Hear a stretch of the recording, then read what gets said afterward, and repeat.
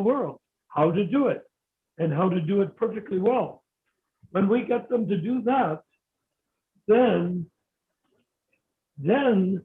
all the other factors, the bad leaders, the greedy guys, the money makers, all these things which are anarthas in a actual spiritual movement, all of those things, they will look at those people and say, you do your own collecting, you do your own cheating, you do your own corruption.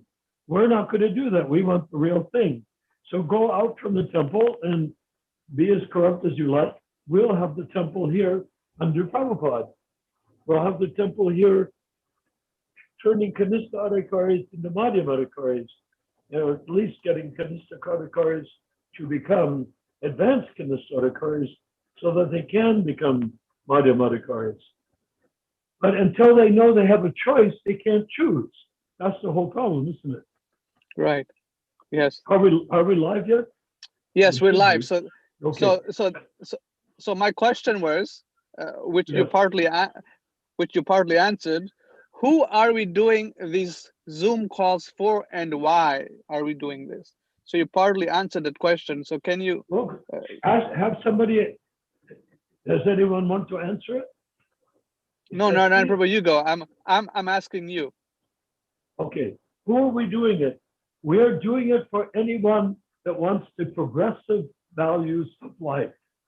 To go from karmi, meaning below Kanistha, up to saying aham brahmasmi, I am not this body, I'm spirit soul. I achinta veda veda tattva. I am simultaneously and inconceivably one and different than God, than Krishna. Right. Whoever has that desire, that is who we wish to facilitate. No?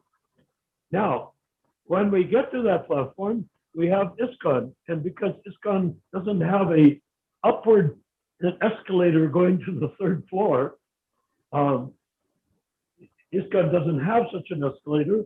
They're all wallowing around, getting sick of each other's company on the first floor, Kanistha floor. So what we're doing is throwing a window open and letting in two things, light and fresh air. And we're saying, this is what's available. Do you want, and we don't say, do you want it? That's stupid to say, do you want it? Because they don't know what to want. We don't have to say, do you want it?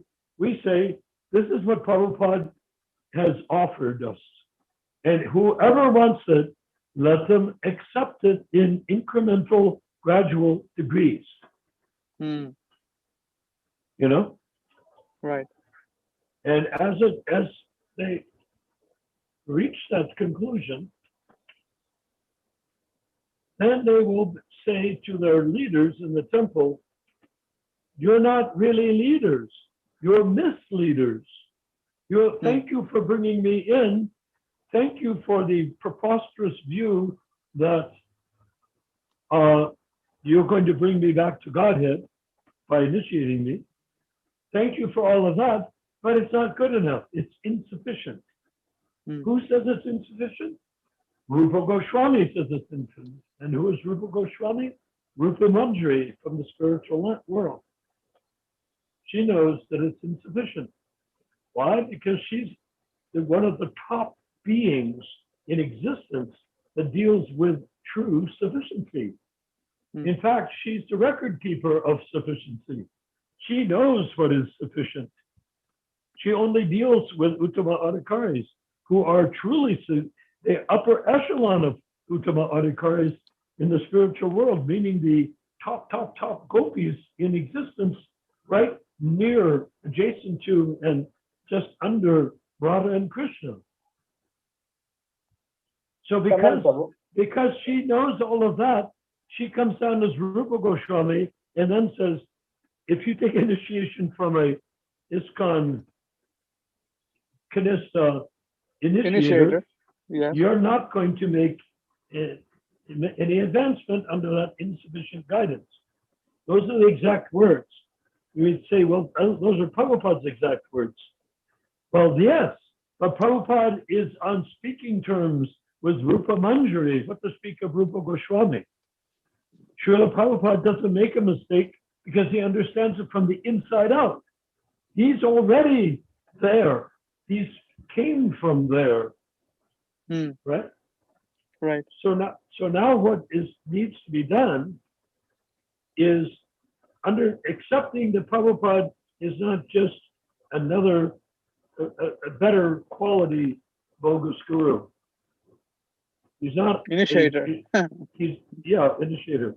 He's not just initiating for fun. And like, Maharishi Mahesh Yogi, he initiated his disciples with one of the words from the Gayatri mantra. And he sold it to them for $25. Like Om Bhur Bhava Swaha. Right, things, right. which are esoteric words of the Gayatri. He sold those syllables secretly, so they didn't know who had a different syllable and who had the same syllable.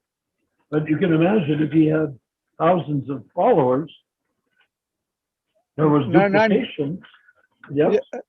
Yeah, I think Bhanu Prabhu had a question. Bhanu Prabhu, you want to say something?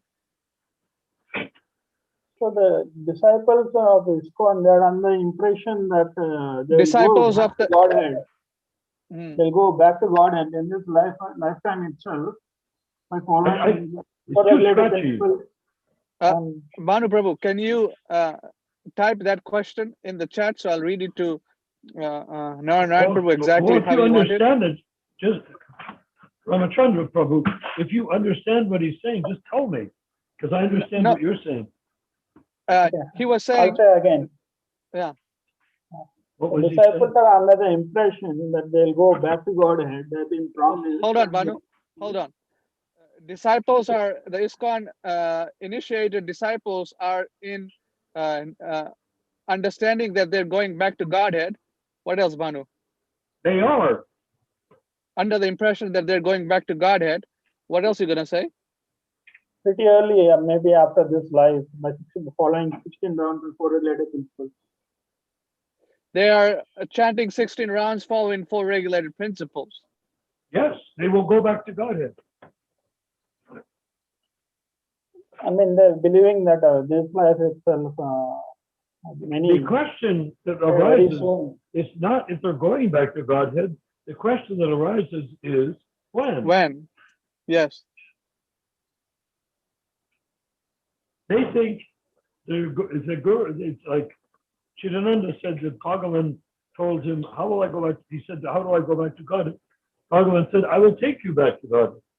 Okay, problem solved. Bhagavan will take me back to Godhead.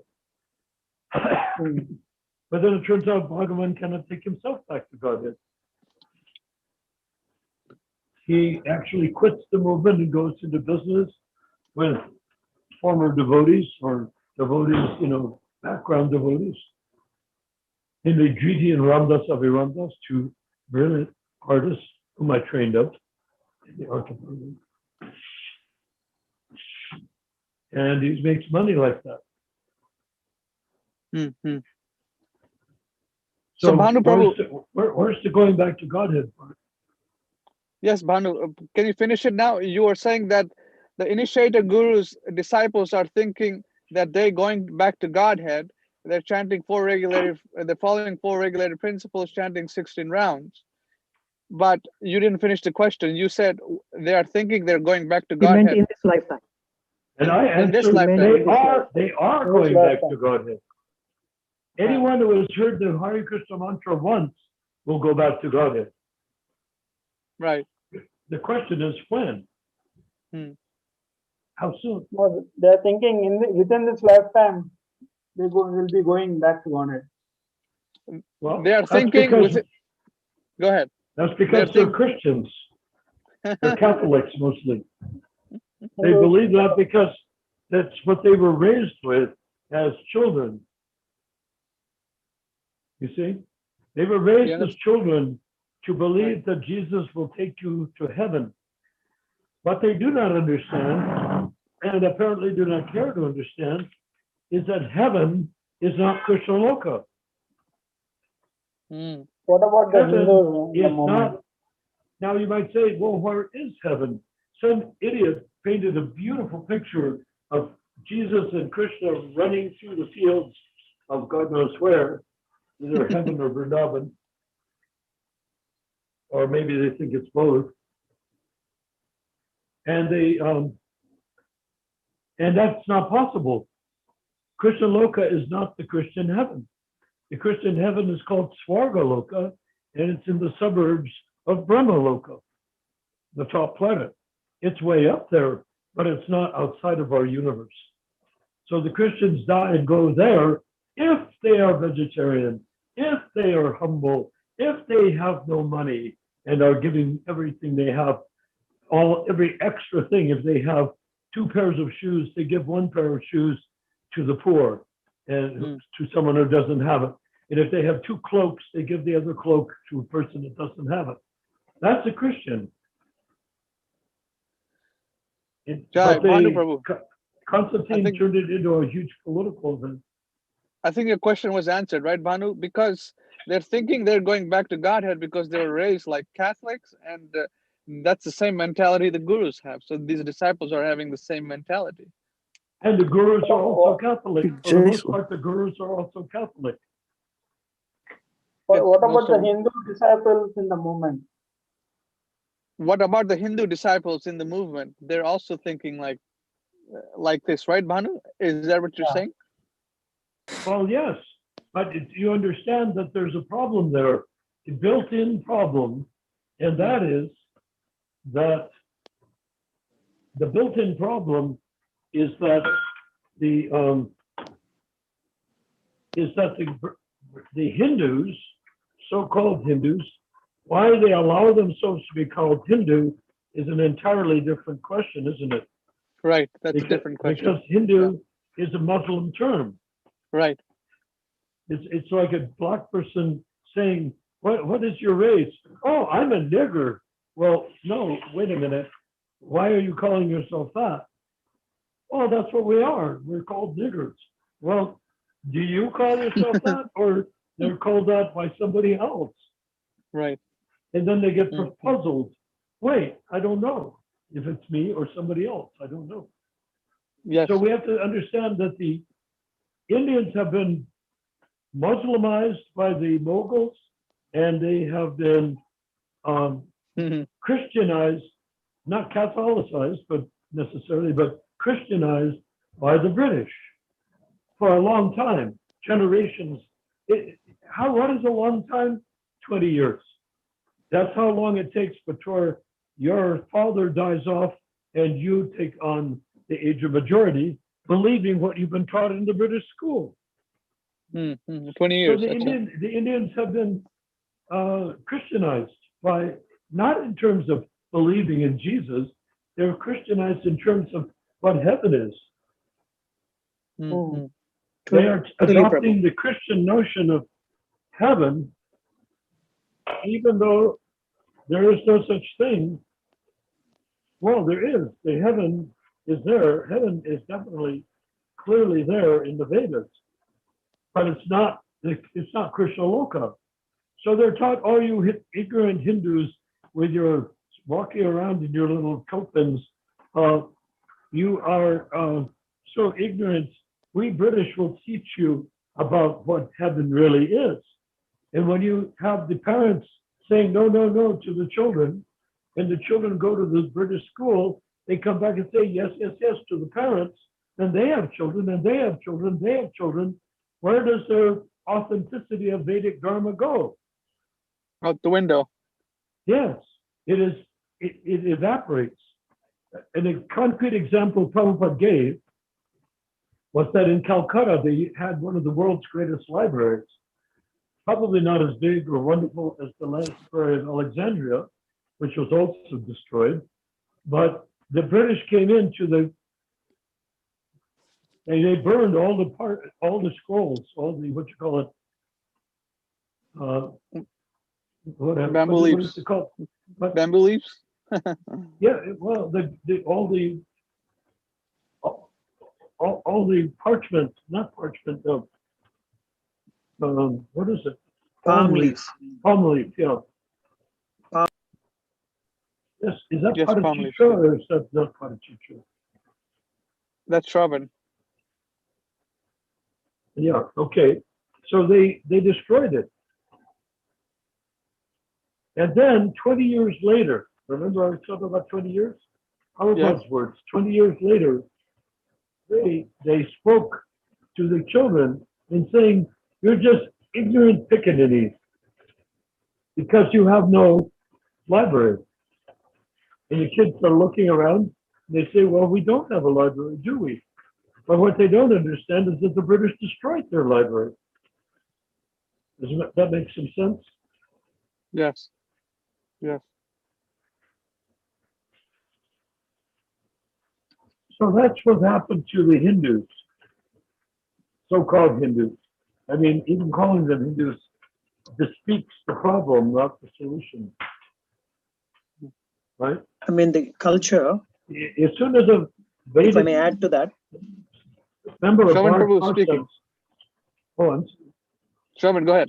if I may add to that, Prabhu, the word pativrata meaning has completely changed. Nowadays, people don't even know what that really means. Everybody, all the women claim to be pativrata, but not one of them is.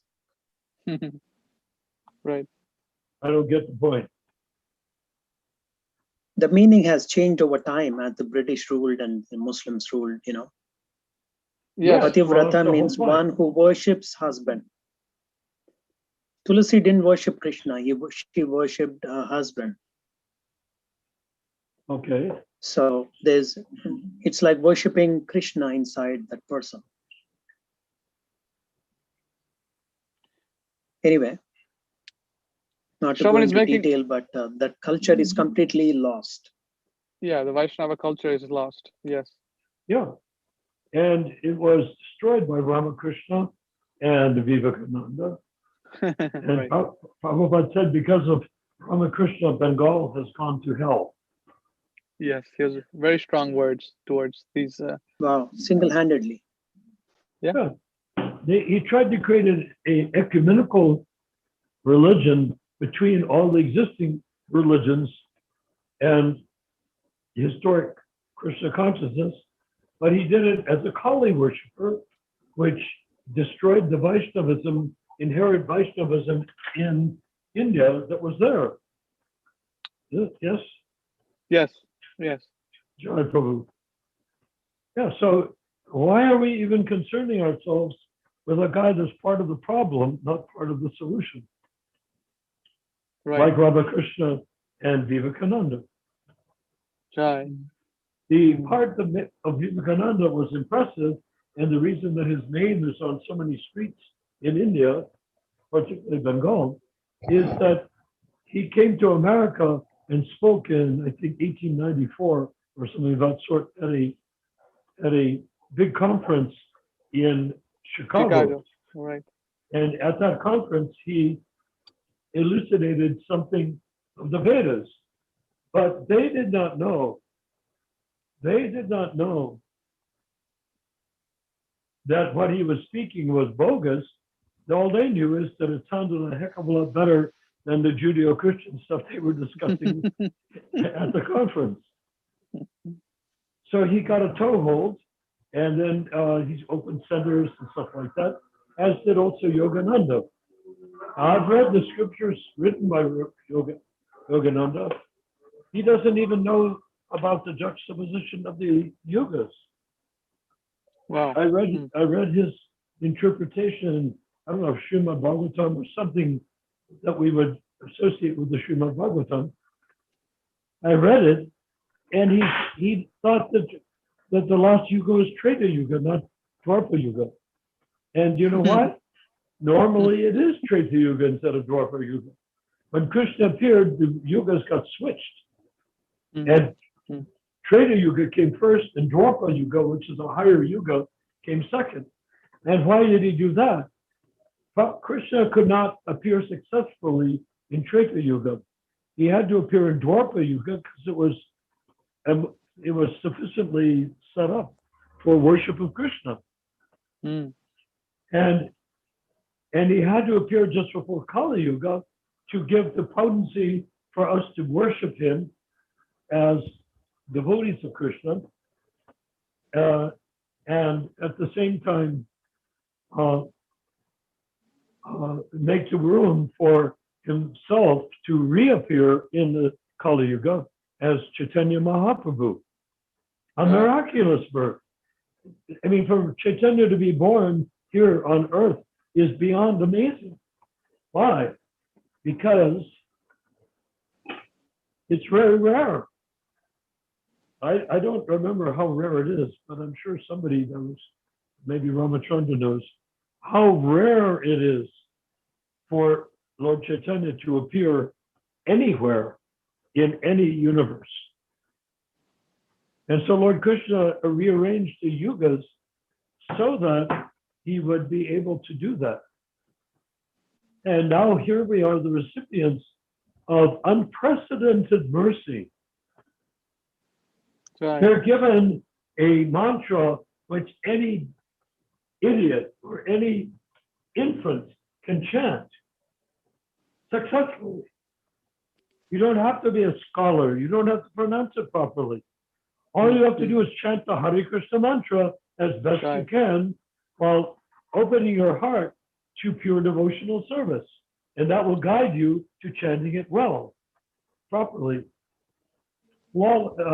offenselessly.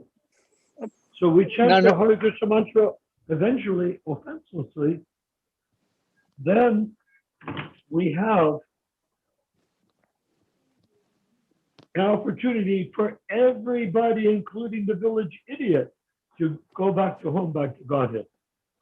Right. And considering how impossible, when I emphasize the word impossible, consider it in red italics with an underline under it and flames coming off of it, impossible to go back to Godhead. And yet Lord Chaitanya has made easy.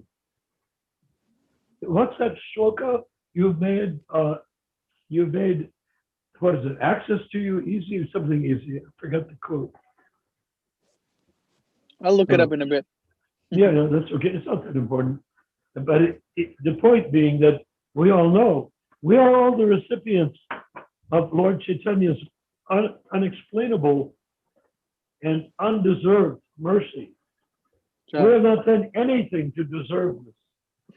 Of course, we took birth here karmically, so that means we're in position to gain this mercy.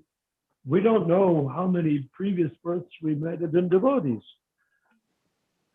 We assume, oh, here I am, a karmi, maybe eating meat, maybe drinking booze, smoking ganja, maybe I'm doing all these things, and now I've become a Hare Krishna devotee, Jai Haribol, you know. We don't know if we were before or not a devotee. Prabhupada actually said about me, which didn't seem possible at the time he said it, I just thought it was a nice thing that he said. From what you're saying, working to serve Krishna in every way possible means that you were a devotee in a previous life. Right. It's in that letter, right? And I hope I'm not making that up. No, I'm not making it up. He said you must have been a devotee in a previous life. Well, what does that mean? It means that all of you are likely to have been devotees in a previous life. Right. Does that make sense? Yes, yes. Okay, so now we take that advantage, then we commit ourselves to Lord Chaitanya, not just Prabhupada, but Lord Chaitanya through and with Srila Prabhupada. And we don't have to worry about anybody else in India, in the Gaudiya Vaishnava tradition, any of the acharyas in our Dasattvic line. All we need to know about our Dasattvic line is Srila Prabhupada. Right. He is the successful outcome of, since Lord Chaitanya, he came here not to magically show his talents of converting people. No, we can think like that, and that would be offensive to do so. He came here to fulfill the prophecy of Lord Chaitanya for the golden age of Kali. So he's unleashed us He created ISKCON, which is impossible to do in the midst of Kali Yuga. It's not possible to make ISKCON. Even the present day ISKCON, even the Kanista initiators, even the bogus GBC that have no right to call themselves GBC. All of that, none of that is possible. Nothing on that high level is possible in Kali Yuga. But Prabhupada was effortlessly, pretty much effortlessly, created a movement which is expanding even after he was poisoned by his own disciples. The movement is expanding. But we have reached a point where we can no longer just stay where we are and wallow in what we think is our realization. We have to go beyond what we think is our realization and get to the next step, which is opening up the Kanista arena to understand they need something more than insufficient guidance from their initiators, and to understand how to access the Madhyam and Uttamadhikari platform, which, may I add, are not accessible if you are not have an initiator who's an Uttamadhikari. Only the pure devotee can make someone else into a pure devotee. Otherwise, the Kanista Adhikaris are quite satisfied, as someone complained, to collect money and do things like that, do simple stuff. They do it because they don't know any better. They're not smart enough to go further. They're not spiritually advanced enough, and they're not obedient enough to Srila Prabhupada to go further. So, Narayan Prabhu, I have a question now. Of course. Sometimes we see that the supporters of the so-called initiators say, even though I have initiated you as an initiator, even though I'm not advanced, but I am your Shiksha Guru, and you, being a disciple of me, you can advance further than me and you can liberate me. So there's no question of impediment. Who said that? No, they argue like this. What? Even though I said, they say like this. They say, for example, you take initiation from Jay Pataka or Radhanath or someone, and they know that they're not advanced, but they're saying that you, as a disciple, being sincere and following Srila Prabhupada, you can make more advancement and ultimately liberate your guru. They say that? Yeah, they say like this. This is a new topic. This is a new topic. I mean, Bhagavan said, I will take you back to Godhead. He didn't say, you will take me back to Godhead. He said, I will take you back to So who is saying this? This is Rajendra Nandan. Yeah, this is Rajendra Nandan Prabhu. He's saying that you can take initiation from this initiators, even though they're Kanishta Adhikaris, and there's Shastra where you, as a disciple of that Kanishta Adhikari Guru, you advance, because Krishna is ultimately within your heart, and you follow Srila Prabhupada, and you advance even further than your Guru, and ultimately you help your Guru. So why did Prabhupada say insufficient guidance? Yeah, Prabhupada does say that, insufficient guidance. Yes. So that means he is accepting that he is not in behalf of not on the, it's just an initiator, it is an intermediate instrument. He is accepting, just like he is acting as accepting that he is some sort of Ritvik. If somebody says, I am your guru, he is supposed to take you back to Godhead. If your guru says, I'm not your guru, I'm just your godbrother, and you can take me back to Godhead, maybe, that doesn't fit the pattern of guru, does it? Guru Prabhupada defined is heavy, and he said heavier than me. He said heavier than me in knowledge. So Prabhupada said, whoever is heavier than me in knowledge is guru. So it's just like you take a lead weight and you put it on a string. The lead weight is heavier than the string, and when it hangs straight down. It doesn't float around in the air.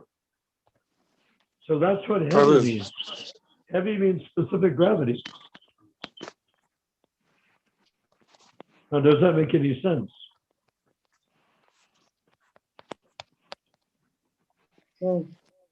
It does, Prabhu.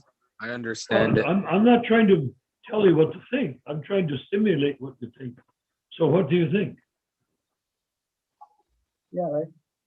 See, I'm not an authority of any sort. I'm a student, but I'm concentrating on studying the absolute. And most people are concentrated on studying how to relate with their fellow human beings. And it's so much nicer when you purify your body. Sure, purify your body, but don't consider that that is spiritual advancement. The spiritual advancement is when you utilize your purified body to access knowledge on the thought platform of thought that you cannot accept, that you cannot access with a contaminated body. Does that make sense? Makes sense to me, Prabhu. Okay, Yes, but Prabhu. don't accept what I say. Whatever I say, apply it to your own thinking, compare it, and make it work for you, not because I said it, but because it happens to be true. And if it doesn't have to be true, bring it back to me and say, this is not true. What you told me is not true. I will say, okay, show me. Oh, I see. Not true. Okay, I won't say it again. Guru Sadhu Okay. I mean, Shastra. the biggest problem nowadays is all these gurus getting sick and ready to die, and they want people to pray for them. I mean, why are they praying for a body? I mean, give up the bag, old bag, get a new bag.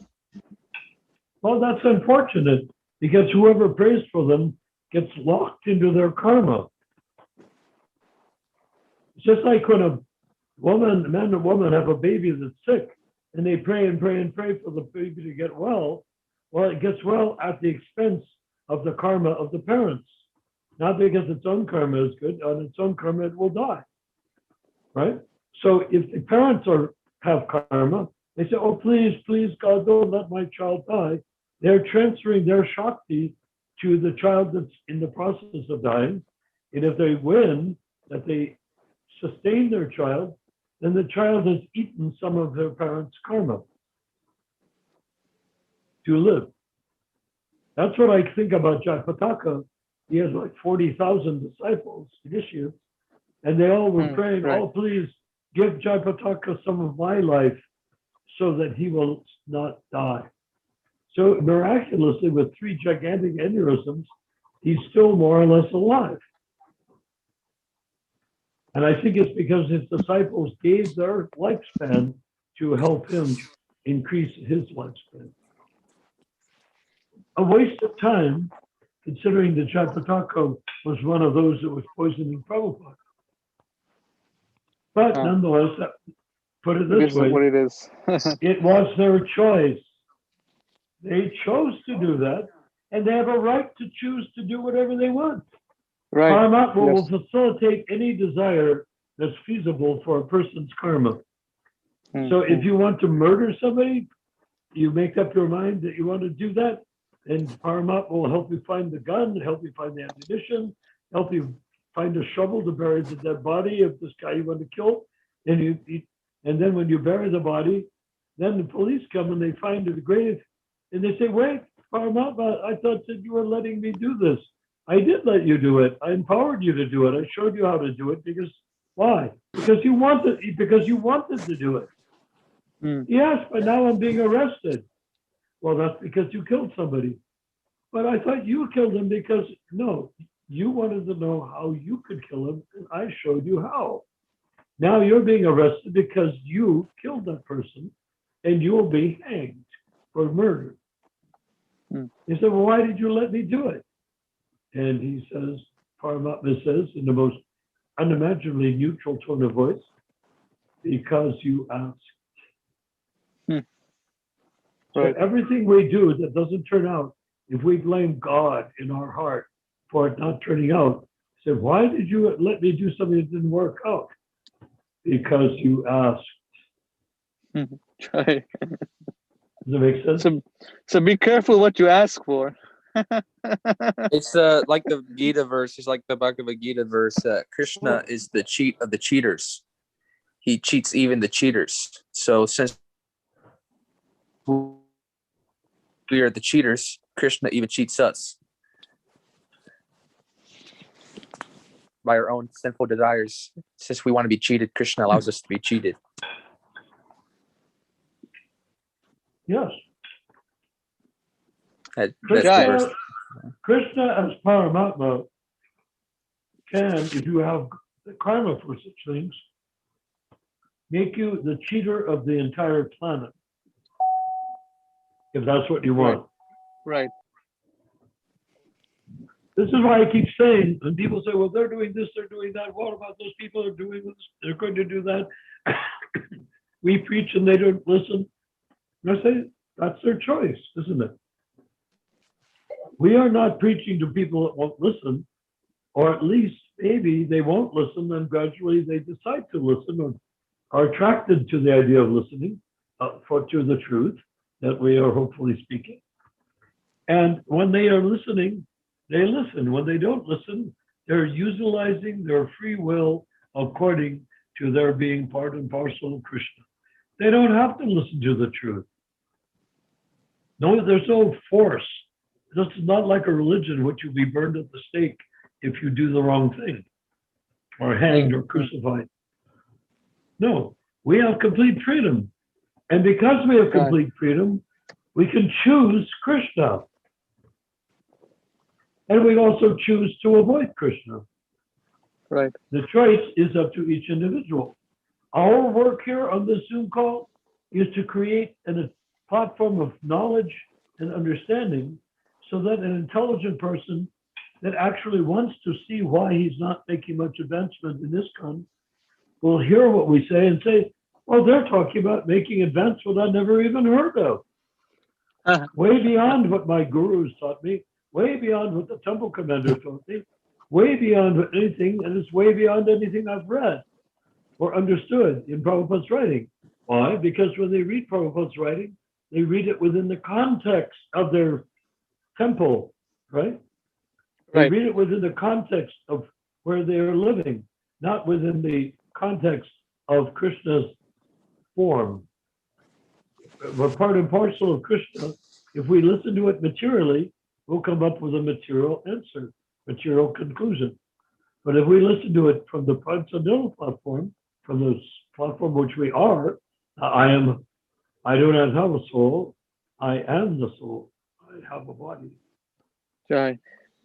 So anyone else have any questions? Andrew Ananda, Prahlad Prabhu, go ahead.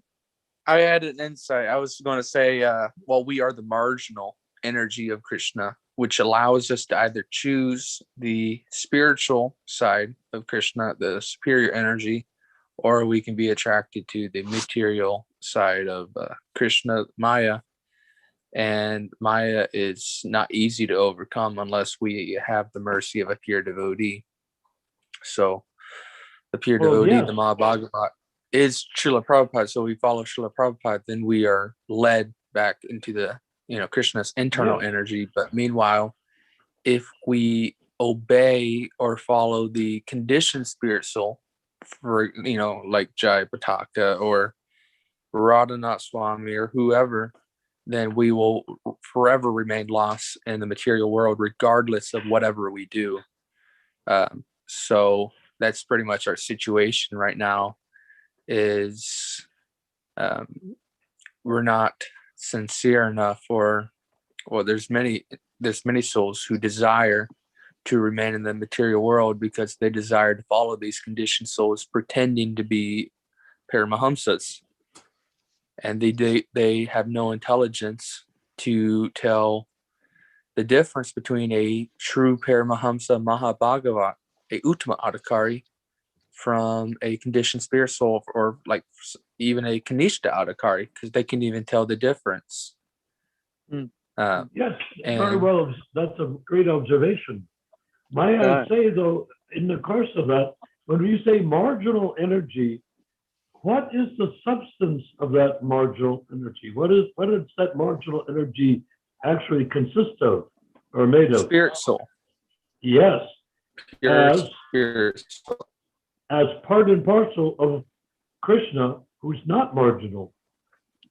So we can be called marginal because we have the choice to become little tiny Krishnas and try to enjoy the world around us in the temporary body, with temporary relationships, with temporary everything around us, believing on belief after belief that it's going to get better and it's going to be wonderful and we're going to evolve towards a higher democracy or a higher this and that.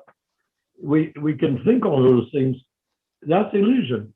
But if we retract ourselves and take up shelter as who we are, the part and parcel of Krishna, then we are no longer subject to the folly of the conditioned soul. Right. Well, And when we act in our constitutional positional position, when we act in our constitutional position, as in other words, as servant of God, then we are assisted in that endeavor, and we may actually, be content in that position. But meanwhile, when we try to pretend to be Krishna, to be the whole, then we delude ourselves. And in that position, we just go further and further away from the truth, which is the position of most spirit souls. Is they want to be Krishna. They pretend that they are the ocean. Yeah, they don't want to be servants. They don't want to serve. Prabhupada said, yes, every Jiva thinks he's going to become God. He is God. And he is God, but he's not a very large example of God. He's infinitesimal. So here's an infinitesimal soul residing inside of a material body, of a germ, of an ant, of a slug, of a toad, of a frog, of a dog, of a cat, of a cow, of a horse. Wherever that jiva is, or a tree, or a plant, flower, the root of a flower plant, where each one of those jivas is trying to perfect himself as the body that he's in. Why do plants decide to bloom and produce flowers and then fragrance and all that?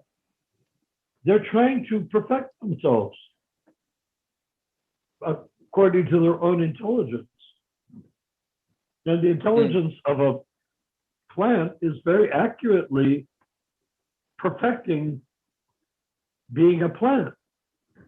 But it doesn't produce perfection for the jiva. So when the plant dies, the jiva in that plant, rose or gardenia or whatever, goes to another body. And he tries to do the same thing. And the same thing in each birth, as you say. Isn't that basically your point? As the embodied spirit soul continually passes in this body from boyhood to youth to old age, the soul similarly passes into another body at death. The self-realized soul is not bewildered by such a change. And that's the disease, is the bodily conception of life. And oh, go ahead. No, go ahead. I was saying the bodily conception of life is pretty much the material heart disease. And the material heart disease is fueled by lust and our attraction to the material world and wanting to be Krishna. So it's a whole matrix unto itself that we desire to be in the matrix. We desire to be. That's speaking from the spirit, from the body. It's speaking from the human body. From the human body, correct. In our case, if we speak from the human body, we are not yet freed from that. We have to speak from the spiritual platform. Otherwise, we're quoting scripture, we're trying to understand scripture, but we're living outside. As long as we are living and living as though that our body is the self, then we cannot understand anything except as a concept. A question. We don't want to give up the body. We want to identify. Bhanu has a question. Yes. So how to get on the soul platform? Bhanu asked how to get on the soul platform. Pure devotional service, surrendering Yes. unto a spiritual master, so, serving someone who has seen the truth, because only they can deliver the truth to you, no one else. I mean, the So that senses means- are, the body is controlled by the senses, and the senses are controlled by the mind, and the mind is controlled by the intelligence, and the intelligence is controlled by the soul. So how do you figure all this out and get on the soul platform? Well, you have to surrender. But we have already done this. We basically have surrendered, but we haven't made the advancement we seek. And the way to do that is to move imperceptibly from the asat body to the platform of sat, or spiritual body. Right. When the spirit, you know that thing in the picture in the Gita of the soul is terrified in the chariot, the mind is trying to hold back the horses with the reins, right? Right. And the galloping along. So what's the solution? The passenger has to stop being terrified. We're terrified. We have to, the passenger has to stop being terrified and say, whoa, all right, mind, you're under my control, not under the horse's control. And as soon as the mind is under your control, the Jiva's control, and not the horse's control, the Jiva, the mind is flexible.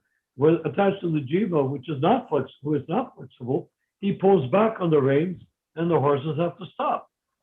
Mm-hmm. That's the symbolism of the Gita. Prabhu. So in our condition, it's not hard just look at your Prabhupada said consciousness is the indicator of the soul.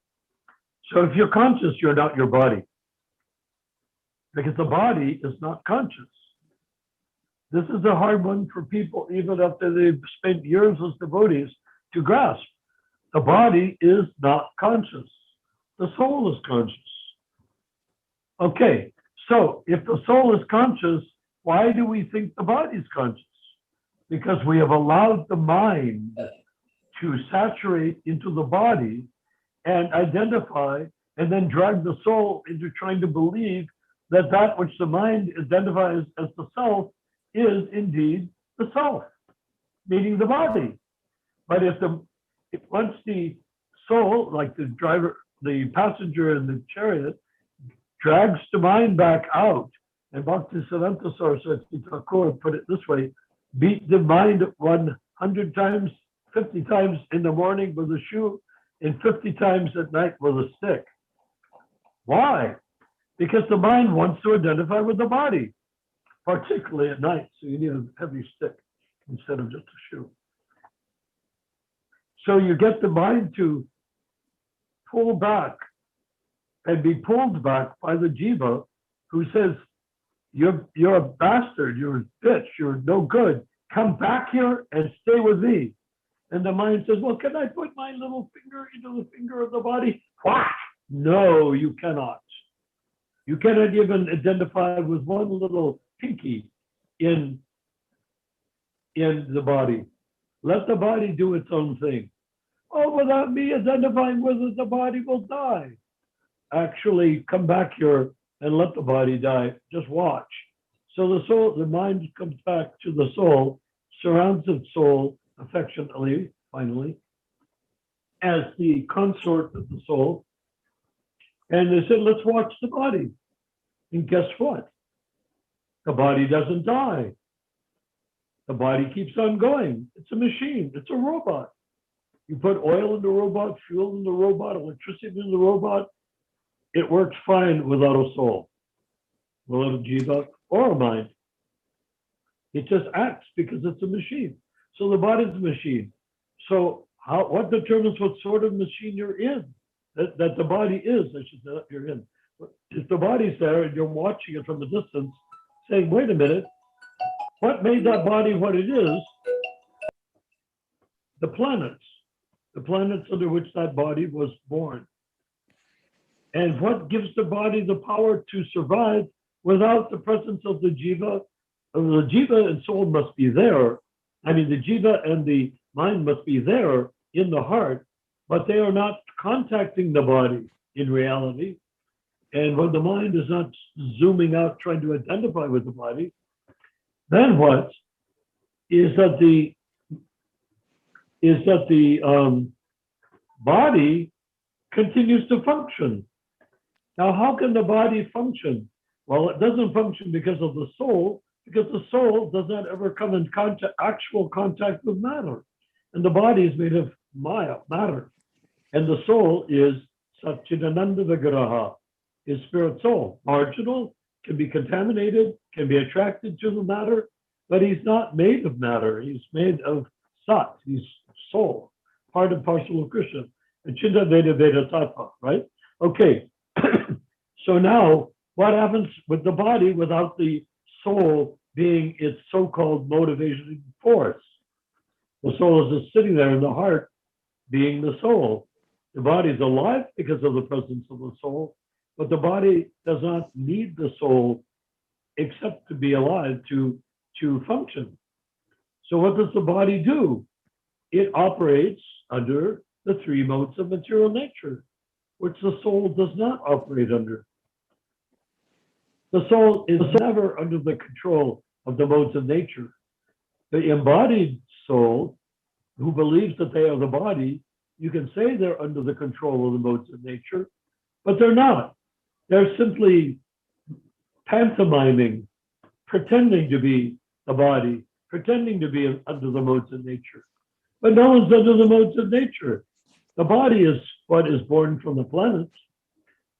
Sattva guns, Rajagun, Tamagun, all of those gunas are there. So karma, Vaikarma, well, the soul is not karma or Vaikarma. The soul is akarma, or pure spirit soul. Akarma means no karma. Karma means beautiful work to increase your life and to go up to the heavenly planets. Vaikarma karma means to do regrettable actions that will take you down to the hellish planets. Akarma means none of the above, just spiritual existence, no karma in the spiritual world. That's Adam and Eve. They ate from the forbidden fruit of the tree, right? Do you happen to know the name, what that tree was, Prabhu? Yourself? I don't have your name exactly, but you have a beautiful picture of Krishna right behind you. What? Knowledge? The name? You asked what was the tree of yes. Tree of knowledge. The tree of the tree of knowledge. Good of evil.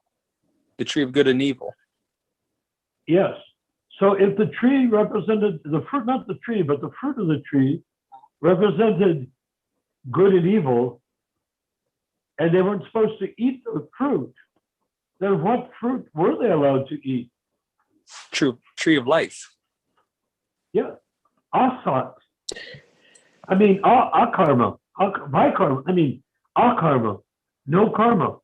Good is karma. Evil is vaikarma. They were forbidden. That means they were left with akarma. And akarma means spirit soul. They were in the spiritual world. It's not a history. It's an allegory. But the Christians are dumb enough to accept it as history. What? Exactly. Well, I heard from the Gnostic point of view that the tree. This is one interpretation, that the tree of knowledge was the fruit of sex enjoyment. And when we partook, or when the fruit was partaken by Adam and Eve of sex enjoyment, they became ashamed of their nakedness. And of course, they were cast out from the Garden of Eden, and they were blocked by Archangel Michael? I believe Archangel Michael. With a fiery sword. With a fiery sword. And the only way to return to that place of eternal bliss, the Garden of Eden, is to come back through the which way we were cast out, is to recognize our fault and wanting to enjoy this material world and give up that desire and come back to our original desire of wanting to be an eternal servant of Krishna and his devotees. So it's really an allegory of the spiritual world. Not exactly Krishna Loka, not exactly Vishnu Loka, but the symbolic world of God, being with God in asat, our karma environment. You remember what the angel Michael said when he drove them out? What his words were? Oh man, it was just on my mind. He said something to the effect of man, I don't want to get it wrong. Okay. Well, if you want, I can say. Please. And it proves the whole point that they were in a transcendental life in the presence of God. Jesus Steve. He said there, and his curse, if you will call it that, was, "Go thou, and in the sweat of thy brow shalt thou eat bread." Right? Yeah. Go thou, and in the sweat of thy brow shalt thou eat bread. So what does that mean? Karma and vikarma. They ate from the fruit of the tree of knowledge. It had the fruit of karma and vikarma. And so they were stuck now with karma and vikarma. They couldn't stay in akarma. They had to go to karma and vikarma. Sweat of thy brow shall you eat bread. So karma means you can get bread. Vikarma means you lose your bread. Somebody takes your bread, or you steal Grosser your and bread. grosser bodies. I was going to point out something earlier with how we have nothing to do with this body. We have personal experience with this by the example of our acharyas, of how they had, by their example, they showed that they have nothing to do with this body. I would say, for example, how they didn't need anything from this material world. Somehow or another, they just were able to perform their service. Even Srila Prabhupada said to have slept only maybe 2 hours per night. And, by material, point of view from the modern world, these things would be nearly impossible. Or how he came to America and had 2 heart attacks, or traveled the world, 14 times over? Yeah. So all these, and the work that Bhakti Vinod Thakur, he was constantly working, but yet he was constantly focused on Krishna. So by their personal example, they showed that they have nothing to do with their body, yet they engage their body in the devotional service of Krishna. I think that's the better way to put it. Perfect. They engage their machine in the service of Krishna, since it's not actually their machine, it's just Krishna's machine, since everything, all the material energy is Krishna's property. Yes. Would you like to go one step further, though, in that, how they did it? They let Krishna, the Bhagavad Gita says there's 2 birds. The active bird is the Jiva, and the inactive bird is Paramatma. The Jiva is hopping around. Where did I put my car keys? Where did I put my shoes and my socks? And Paramatma is sitting there, over there. You remember you left your shoes under the bed. Oh, now I remember where I left my shoes. Oh, do you? You were so stupid. You didn't know where they were. You asked Paramatma where they were. He told you under the bed. Oh, now I remember. So, so there's a step further, and that is similar to the step Prabhupada took of the Jaladuta, where he said, make me dance, make me dance, make me dance like a puppet on a string. Meaning, he meant marionette on a string, but I quote because he said puppet. And what does that mean? It means that the active bird sits down and shuts up. The Jiva. Yeah. The passive bird, who's busy sitting there, bored out of his mind, saying, oh yeah, you want a sex worker over there. You don't want to, you've got venereal disease, the doctor's over there. Can you imagine how unentertaining it is for Paramatma to facilitate the desires of each and every material creature? So a question on this topic. And the maggot says, where's dead? Where's the corpse? Where's the corpse? I want to eat some dead flesh. Over there. That's what's going on. That's the nature of the drama. Narayan Prabhu. Yes. Bhanu Prabhu has a question. But Go ahead, may I Bhanu finish? Prabhu. May I have the permission to finish what I was saying? Yes. And then you ask the question after that. Yes. Otherwise, Great. it won't be answered. And the question is, Prabhupada said, make me dance like a puppet. Okay, what does that mean? What you are describing, Prabhu, is that the Jiva, who is a pure devotee, like Rupa Goswami or any of the acharyas that you're mentioning, they do not look for food. They do not look for sleep. They simply act as a vehicle or a vessel for Krishna from within, Paramatma, to speak through their mouth, walk through their legs, act through their thoughts, do everything. And it is them because the individual is involved with Paramatma, not as part that they become completely dead and Paramatma does all the everything, but Paramatma becomes the doer.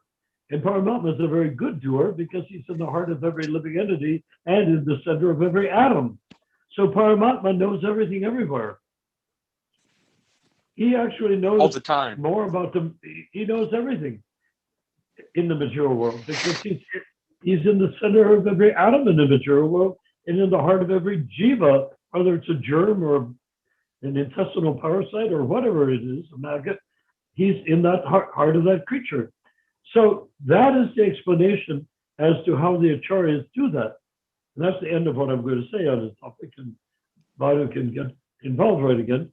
But what I'm saying is that the Paramatma, you don't have to worry about where you're going to get your next meal. You don't have to worry about what to wear. You don't have to worry about anything.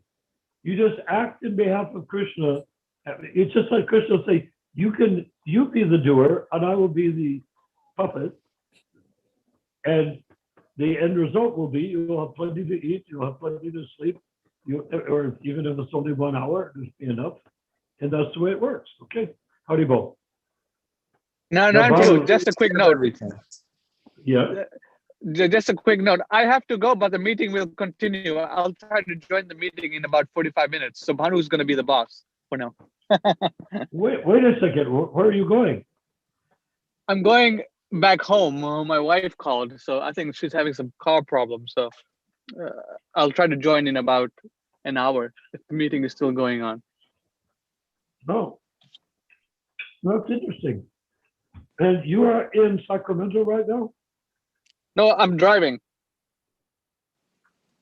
From I'm Chico taking to care of Sacramento. the host. I'm being the host. So we don't worry. So it will take you more than an hour to get to Sacramento, right? But to speak I was driving. So Narayan Prabhu, please continue the meetings. I'll talk to you later. Can't you stay on the way I did last night while you're driving? Yeah, if it cuts out, then Bhanu Prabhu is taking charge of the meetings. So I'll be online, Narayan Prabhu. Yes, Bhanu Prabhu is here. Try to stay in the midst of it all and speak as well. I will. I did last night, and it worked out okay, right? Yes. I'll be online. Okay. And speak too. I will. Bhanu Prabhu has a question in the meantime. Okay. Who did you want to ask the question of? To? I Prabhu, wanted you to Ramachandra, you didn't mention at the beginning of the meeting that I have requested that Ramachandra be the MC, that he handles all the transactions, and I nor anyone else will speak until they apply to raise their hand. Ramachandra recognizes them. Then Ramachandra says, so-and-so wants to, like Bhanu wants to ask a question. That's my request. I don't want to Yeah. just talk and talk. Yeah, we can do that. I want everyone to talk, and then I want everyone to ask questions of me or anybody they want to ask questions of. Jai. You explained it well. Okay, well, I'm trying. So where's Banu?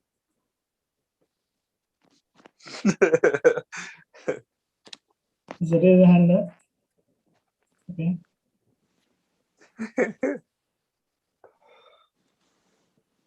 Can I ask the question? It's muted. Okay. Yes, unmute Banu, it. go ahead. You're the MC now. Okay. So question is, how does it get into practicality? How make me dance like a puppet on the strings. You need to unmute yourself, Nandana. So you're muted. Hare Krishna.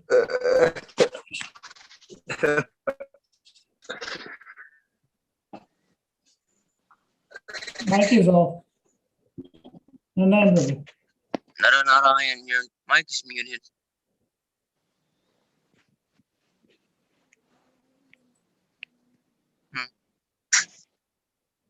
Not able to hear you. Narayana, Hang on. your mic is muted. Okay, cool. Yeah, it's fine. Okay. I'm sorry, I didn't realize my hand hit the button. Well, go ahead. So make me dance like a puppet on the strings. Yes. How do we get how do we apply it? How do you do it? Yeah. It's pretty simple, isn't it? You pray to Paramatma, make me dance like a puppet on a string. Believe it or not, Paramatma is not deaf. If you pray silently or verbally, oh my Lord, in the heart, Paramatmaji, who is guiding me in every bad direction imaginable according to my material desire. Please, I want to stop all of that. Make me dance like a puppet. You be the actor. I don't know what to do. I do it all wrong. You be the actor, and I will be a puppet. Whatever you say might come out of my mouth. People think, oh, look at that person. He knows so many things. But actually, it's you. So that's how you do it. Does it make sense? And Paramatma has to tell us, he is to give us instruction through our mouth. How does that happen? How does he act from us? I don't understand what you just said. He needs to be speaking from us. He needs to. When you open your mouth, you're speaking words that you have considered, and Paramatma has helped you form your words to ask your question. And it is a balance between how enlightened you are and how still covered by illusion you might be.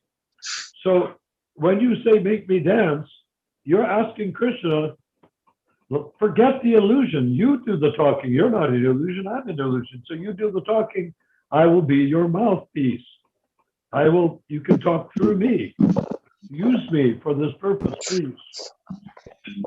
In a way, Prabhu, that we have Does that make give sense? When Prabhupada was writing the books, it was Krishna who was dictating him. He wasn't writing himself. It was all Krishna writing those books. So how does that happen for each one of us? Well, it's not just Krishna directly. Like when Prabhupada wrote books, the entire sampradaya, going all the way up to the original guru named Balaram, who is the brother of Krishna, and from Krishna to Balaram, Vishnu's down the line of the subject succession to Bhaktisiddhanta to Prabhupada, then he wrote. So he wasn't just writing whimsically from some inner impulse. He was writing in behalf of the whole sampradaya for here and for now, for the next 10,000 years. Okay? So that's the actual fact. So I'm trying to understand your question better. Can you it's very hard to hear, and it may be somebody that can hear you clearly can translate it to me. I can translate it. Mahaprabhu, So- Mahaprabhu is on the call. It's coming just. Someone What wants was to. that? Someone Okay, wants please. to tell my question. I can Someone translate your. Someone wants to There's- add to it or relate to it. So There's some what bad would you audio say? What is the interference right exact- now. What's the exact question? So the question, as I understand it from Banu Krishna Das, is he's asking you, how do you give the Paramatma, how do you give Krishna the control of your life, of your actions? That's pretty much what I understand of what Banu Krishna is asking. Yeah. Is that right, What I would, Yeah. what I So would that's initially, It's very easy. There's only exactly. two conscious beings in the heart, you and Krishna. So if you ask Krishna, please don't imagine that he will not hear what you're saying. The problem with asking Krishna anything is it's like wanting to be free from sex desire or whatever. You have to mean it. You have to mean it. So when Krishna senses that you really mean it, he will really control you. Okay. But if you're just pretending, then he will say, nice try, no cigar. You have to give Krishna control over the charioteer. You have to give Krishna the charioteer reins, so Krishna can control your senses. Yes. We have to And give control of our that's senses. That's how the Jiva, if the Jiva recognizes himself as part and parcel of Krishna and not just a victim of being dragged by the horses, then because he's part of, and I left that part out, if the Jiva, thank you, the Jiva is part and parcel of Krishna, Krishna is making the Jiva safe because the Jiva takes shelter of Krishna. Then everything else, the mind and the senses, everything else comes screeching to a halt. And the chariot, instead of wildly bouncing through the universe, goes along very nicely as though on a country road, very quietly and peacefully. But to answer Banu's question, Krishna in the heart hears everything around everywhere in everybody's heart. Krishna's in your heart and my heart, the same Krishna. So he knows everything you're saying. I don't know everything you're thinking and feeling. You don't know everything I'm thinking and feeling. But Krishna knows everything all of us are thinking and feeling.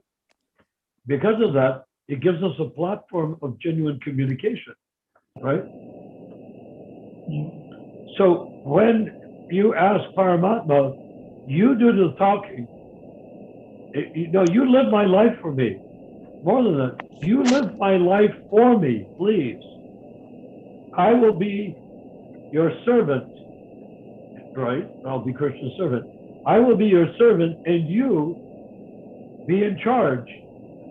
Then that way, you don't have to sleep more than 2 hours a night, or maybe you sleep more, whatever Krishna wants, so much you sleep. But you don't have to plan it yourself.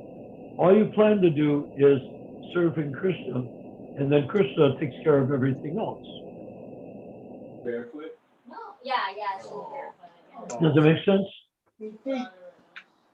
You like that, Banu? Yeah. So where does the concept of our soul's independence come in this picture? Huh? Where does the concept of soul's independence come in this sort of make me dance like a puppet in this time? I'm sorry, could someone translate for me? So what he's asking you, he's asking you, there's some audio interference. Someone's audio is going not so good. So he's asking you, where does the soul's independence come in? So wouldn't it be possible? I mean, can't you make your own free choice to do whatever you would like to do. Is that correct, Manu Krishna Das, as I understand it? Right. So that's what he's asking you. Where does your free will of your independence come in? You're muted. I'm sorry. We're stuck in this material world because of our free will. You need to turn on your video. Everything that we are in, good, bad, or indifferent, is because of our free will. When you give up your free will and surrender to Krishna, then your free will is also engaged, but it's engaged in serving Krishna rather than the illusion that we are Krishna here in the material world, as you pointed out earlier yourself. Can't see So you, free will- Nanda, Prabhu. You can't see Free you. will cannot be avoided, and Paramatma cannot be avoided. The question is, what is the relationship between the free will of the Jiva and the free will of Paramatma? Does that make sense? Probably he's saying your camera is off. My goodness. Haribo. Lucky you. You didn't have to look at my antique face over here. So but you heard what I said, right? Yes, we heard what you said. And what do you conclude? Can you say it again? Wasn't couldn't could explain He's it. asking you to say it again.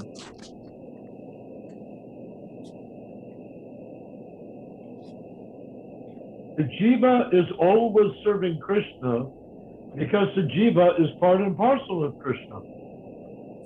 But when the marginal effect is there, the Jiva acts independently because of the marginal contact with matter, and he gets himself into deep trouble because he identifies with his temporary body as though it were eternal. Have you not noticed that every conscious being, every human being, every animal, every insect acts as though they are themselves eternal? And why? They are eternal. But the butterfly may think he's eternal, but the butterfly's body dies after a few days. Look at the human being. He starts on babyhood and keeps on progressing to old age. He never imagines, oh yeah, it's time for me to die. He always thinks, how do I live for longer? How do I live forever? How can I get healthier so I can live and live and live? Why? Because he's eternal. And he wants his body to reflect his being eternal, meaning he wants his body to be eternal. The body is not eternal. The body has a span of time by nature's arrangement, and sometimes that span of time is cut short by bad karma. Right? So if the body's span of lifespan is cut short, then the person says, why? That's so wrong. It was so, my son was 15 and he fell off his bicycle, got hit by a car, and he died so young. But he's not dead, he's eternal. The body died young, but then again, the body's going to die anyhow. Bodies die in the womb by abortion. They die in infancy because of this kind of the other thing in disease. And they die of old age too. And they die of complications. They die from so many reasons. And everyone thinks, how can I avoid death? Right? Don't you think that? How can I avoid death? We all do. We all want to avoid death because we think, because we are the soul, which is eternal. And Prabhupada said, consciousness is the indicator of the soul. So we're conscious, otherwise we wouldn't be having a Zoom call. And if consciousness is the indicator of the soul, therefore we assume that we are eternal. And guess what? We are. But the problem is with the body identification of any sort whatsoever, we take our eternal consciousness and we place it or arranged for it to be in a temporary body. And in that temporary body, we still want it to be eternal because we are eternal. The conscious living being is eternal. So I'd like to have a question here. The soul is eternal. But we have to separate our consciousness from our body. Now, does it make sense? We have to separate who I think I am from my body until I find out who I am as the soul. And it's not hard to do. It's easy to do, in fact. Just desire it. Just say, I no longer want to be my body. Think of my body. Let me withdraw from my body and let the soul, the mind withdraw from the body. And if the mind doesn't agree to withdraw from the body, hit it 50 times in the morning with a shoe, 50 times at night with a stick, until it lets go its little tenacious grip on the different elements of the body with which it identifies. And tell it, no, identify with me, the Jiva, don't identify with the body. And that's how you do it. Why is it on us to solve the Pandora's puzzle? Why is it on the Jiva to solve all this? Can't Krishna do it make it easier for us? It is easy. What's the hard part? You're saying we have to beat it with the shoe in the morning 10 times and beat it with a stick in the night 20 times. Okay. But you are not the mind. You are the Jiva. The mind is the bad, what you could say, unfaithful wife or consort. The mind belongs to you, just like your dog belongs to you. So if your dog misbehaves, you hit the dog with a stick. Behave. So it's not you that is to be separated from the body. It is your mind that has to be separated from the body. And you are not your mind. Just as you are not your body, you are also not your mind. Once the mind is separated, it becomes easy and very peaceful and very pleasurable to be, because you're acting as much as possible as the Jiva and not as the body. Why? Because the body just does its own thing. The body will do body stuff as long as the Jiva's in the body. So you can do that. You can be, the Jiva can do what the Jiva wants to do, but the body will do what the body needs to do, and that has nothing to do with you and me. That has nothing to do with the Jiva. It has nothing to do with the mind. The problem with the mind is it gets homogenized into the body, so it thinks it's the body. It wants to believe it's the body, and the soul then believes that the mind knows what it's talking about, which it doesn't. So anyone has a question on this topic? Prabhu, I'm leaving. I appreciate your association, appreciate everything. Where are you located? I'm in Connecticut, East Coast. Oh, wow. So it's like 3 hours ahead. So it's Getting to like, what time? It's going to be like 11 o'clock. Yeah, it's 11 o'clock. Or maybe even 12. It's about 11 o'clock. It's really late here. Yeah. Thank you for your association. But anyhow, I have benefited so much from your talking, thinking, feeling, willing, association, in other words. I've benefited so much from you being on this line. Please come back again, Ramachandra Das.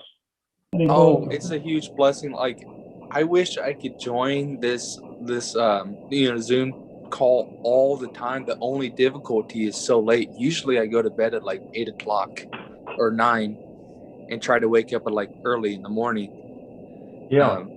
So it's definitely a huge blessing, and I thank very much your association, Banu Krishna Das and Narayan. So hopefully I can join again next time. Please join as often as you can, but excuse me, even without joining, you can tap into the internet and hear what happens. You can catch up on YouTube. You can catch up on YouTube. YouTube. Oh, I don't know how to do it. They're really great conversations. We're talking about philosophy right now, but I believe if we talk about the more and more we talk about solutions as to preaching how to reestablish, recreate this mission, I believe that is going to be our strength in finding solutions, which we're already doing. We cannot do it with force or politics or lawsuits.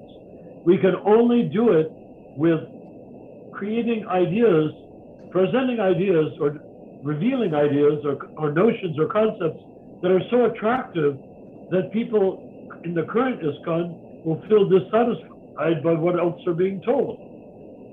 And they will require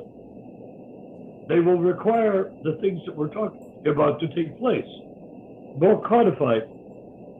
It's true, because they don't know. It is like the Christian church of, say, well, you can easily say modern times, but you could say 1,000 years ago or a long, long time ago, where they did not even know what the original Christian church was like. So they took it for granted that this is what it's like.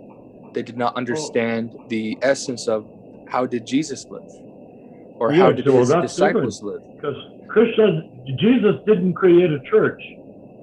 Exactly. He created a movement. He showed what the fulfillment of God's laws. He showed an example, but no one ever asked. He only had 12 disciples, if that indeed is accurate. He had 12, and then the added 13th self-proclaimed apostle, who was a rascal and a cheater, Paul, aka Saul. By the way, do you know what Paul's name was when he was a rabbi? Saul, right? What? Saul. Simon ben Tarsus. Huh. Is that a Roman name? Wait a minute. Well, his guru's name was Gamliel. The rabbi his servant of was named Gamliel, and he came to Gamliel with a knife in his hand and said, "Master, I'm going to kill myself because I've become a Christian." And Gamliel said, "No, go ahead, become a Christian. Get out of my hair."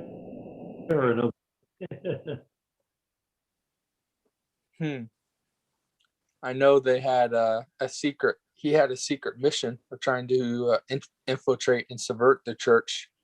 I read somewhere that he tried to kill, how am I forgetting? James, correct, James, Jesus's brother, who was the chief rabbi. Oh, really? Yes. He pushed him down the stairs or something. He tried to kill him, and then he went on the road to Tarsus. Paul lived a great deal later than Jesus. No, I know that. I'm talking about his brother James. Whose brother James? Jesus' brother, his brother James, his elder. But I thought Paul came in about over 100 years after Jesus. Well, I read. His brother must have been if that's true, his brother must have been quite elderly. He might have been. I think he was younger, much younger at that time. Well, not 100 years younger. Well, yeah, not 100 years younger. I mean, the timeline would be around 60. It would be something 60 B or B AD. It'd be something 60 around 60 AD. And Paul's writings, I could be wrong, but somewhere after the hundreds came into effect. Am I correct or wrong? Yes, but my understanding is that he came along long after all the disciples were no longer present. Well, I had the understanding that he was around when the disciples were present. The disciples were afraid of him. So so what happened was the disciples, so they would like go to the meetings or council, a lot of them in Jerusalem, but he was in Greece, mainly in Greece, in the Gentile lands, preaching his new doctrine, his new understanding. So he was around at the same time of the other 12 disciples, but he was doing his own thing. And I mean, technically it would be 11 because you had Judas. He did his thing, and then technically it would be 10 because St. Andrew, he got stoned to death immediately by guess who? Paul. So because Paul stoned Andrew, he was there at the stoning. I didn't know that. Anyway, Prabhu, that's a different topic. It is. Okay, Prabhu, But I'm heading it's out. very possible. It's very possible that Judas was not a betrayer, but that he belonged to the Sicari, the assassins that killed all the Romans that lived in the mountain, in caves in the mountains, hidden chambers, and that his name is Judas Iscariot, because he was a Sicari that the Romans hated. Because one time the Sicaris came out of the mountain when the Romans were probably in a drunken stupor and killed 10,000 of them in one evening. And they brought in people, legionnaires from all over the world, Rome and Africa and everywhere they could get them, to try to suppress the Sicaris. So if it could be that when the church was created, they needed to have a scapegoat, so they made that scapegoat Judas Iscariot, or Sicari, because there is a gospel of Judas, which may or may not have any validity, and that gospel clearly states that Judas wasn't a betrayer of Jesus. That whole betrayal thing, according to this sort of scripture, indicated that Jesus knew he was going to be taken, so he assigned Judas to point him out, but that it wasn't a sellout. It was just Jesus' choice to say, this is the guy you're looking for, meaning him, Jesus. When he was in the Garden of Gethsemane, I believe, right? Correct. Garden of Gethsemane. Well, that's the thing. All of it is such a mythological tale of. Honestly, I've heard so many accounts of this happened, that happened, and I don't know for certain. All I do know is Srila Prabhupada did say some certain things that Jesus Christ, he went to Kashmir after this, the resurrection, or that he was pretending to be dead, and then that he went to Kashmir so that he didn't actually die.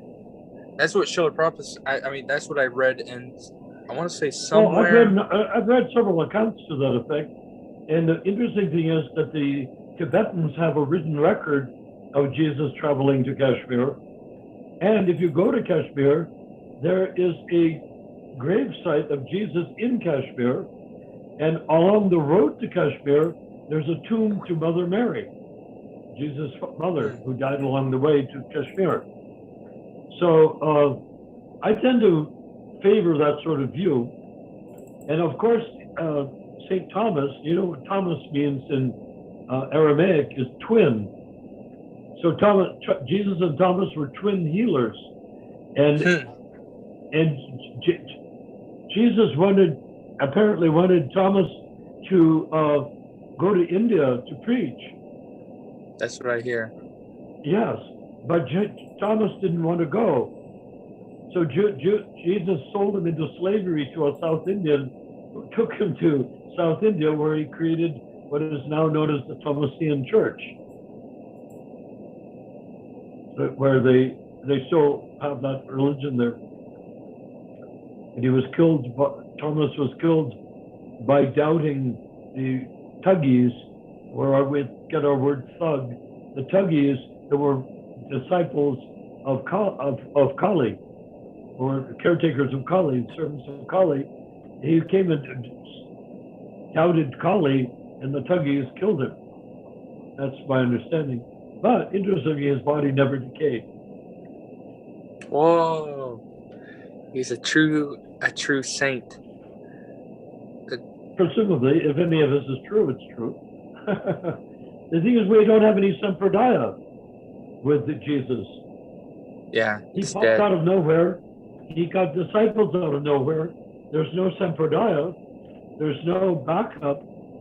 The first records were written. Apparently, there is some evidence that 75 he years. was in Jagannath Puri.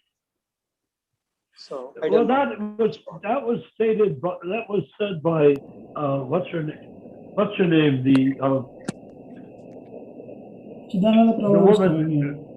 You know, she wrote a bunch of stuff. Prabhupada quoted that at Rath Yatra in 1969, that because Jesus went to Puri, that Lord Jagannath has come back from Puri in honor of Jesus. But it could have been something Prabhupada just said, you know, for the moment, not factual. Because the, what's the name of that book? The Aquarian Gospel. That's what it Yes. says in the Aquarian Gospel.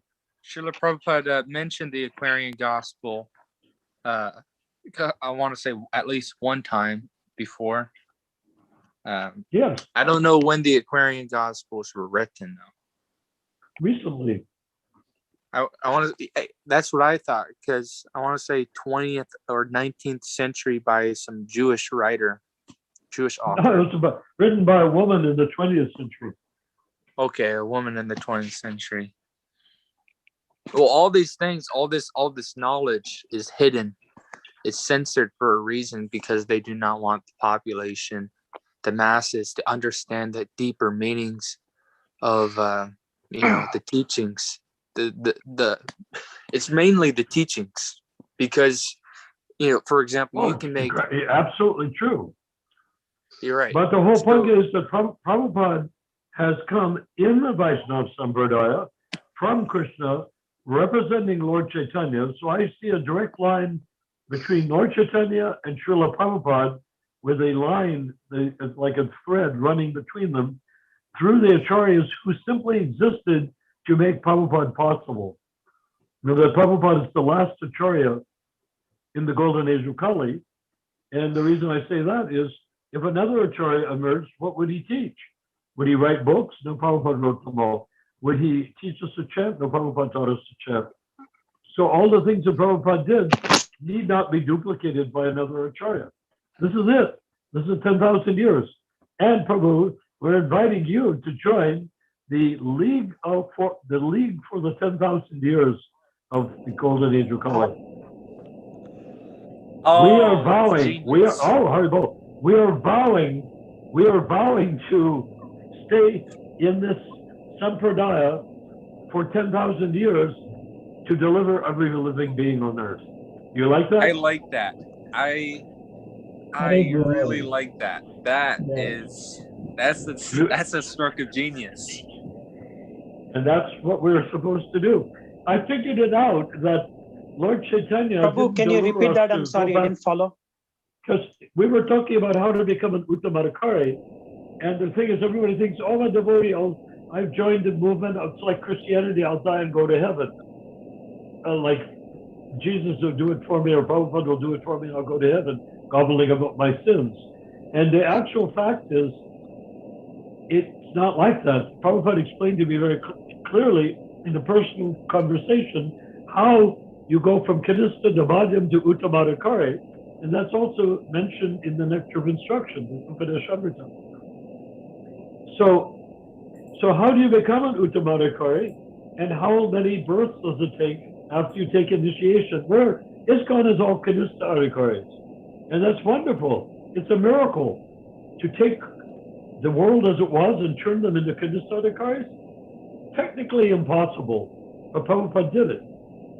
But you know, Kanista Adhikari is the stepping stone towards Madhyamadhikari. But Prabhupada never gave deep instructions how to become a Madhyamadikari. But he left enough clues. We're looking for those clues so that we can show the world how to become a Madhyamadikari, and from there to the Uttamadikari. And once you're an Uttamadikari, you won't want to leave the planet if you become one before 10,000 years from now, birth after birth after birth, because we want to deliver the fallen souls, just why Prabhupada was eager to leave. The purpose of being an Uttamadikari goes way beyond the notion of salvation for miserable little old me. Well, an Uttama Adhikari, that's imbibing the essence of, that's the topmost platform, of course. But a Madhyam Adhikari is different from a Kanishta Adhikari, because the Kanishta Adhikari understands the truth, or practices the absolute truth in terms of deity worship, while the Madhyam Adhikari sees no limits in terms of Krishna consciousness, where it should be spread everywhere to, Now, all was the Jesus a conditions. Madhyam Adhikari? Say again, Prabhu? Was Was Jesus Jesus a a Madhyam Adhikari, would you say? I said Madhyam Adhikari. So Madhyam Adhikari, I mean, it's pretty much the preacher. No, I meant, do you think if Jesus was Madhyam Adhikari? We don't know that. No, okay.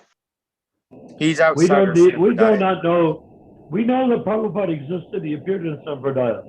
We do not know that Jesus existed, and he didn't appear in the Sampradaya, at least not one that we can distinguish. And I have to say that personally, because I happen to be genetically descended from Hillel.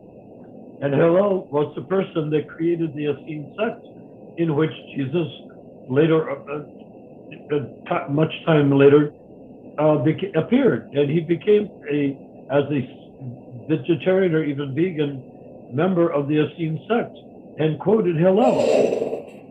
Now, Prabhu, Prahlad Prabhu, when the Christian says, do unto others what you would have them do unto you, you know that is not the original golden rule. The golden rule would be to love God. No, I'm talking about the same language. Do not do unto others what you would not have them do unto you. My father taught me that when I was a teenager. My father was fluent in Aramaic and Chaldaic as well as Hebrew. And he knew all this stuff. No, that was the original sources. Prabhu, yeah. If I may interrupt you for 1 second. Yeah. Krishna Dvaipayana Vyasadeva was asked. He wrote all these 18 Puranas.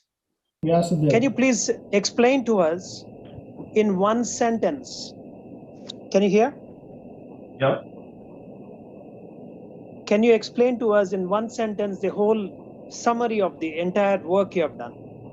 So he thought for a moment and he said, the golden rule. That's exactly what he said. Exactly, you explained the second one, not the way it is. What did he say? Taught. Second one. Say that again. What did he? I mean, the way you explained the exact. The way you explained the golden rule. Do not do unto others what you won't do to you. Yes. What was the second one that he explained? No, the way he explained, Prabhu, the way he explained exactly is, do not do unto others what you don't want others to do unto you. Right. That was the golden rule of Hillel, and the Christians turned it into the nightmare we face at Christmas, which is I don't want to give a present that is more or less valuable than the present so-and-so is going to give to me. So I will do unto him what I would like him to do unto me. But what if he gives me a more expensive present? That will be embarrassing. And if he gives me a less expensive, that'll be insulting. So it turns into a nightmare of codependency. But the one of Hillel is practical. Do not do unto others what you would not have them do unto you.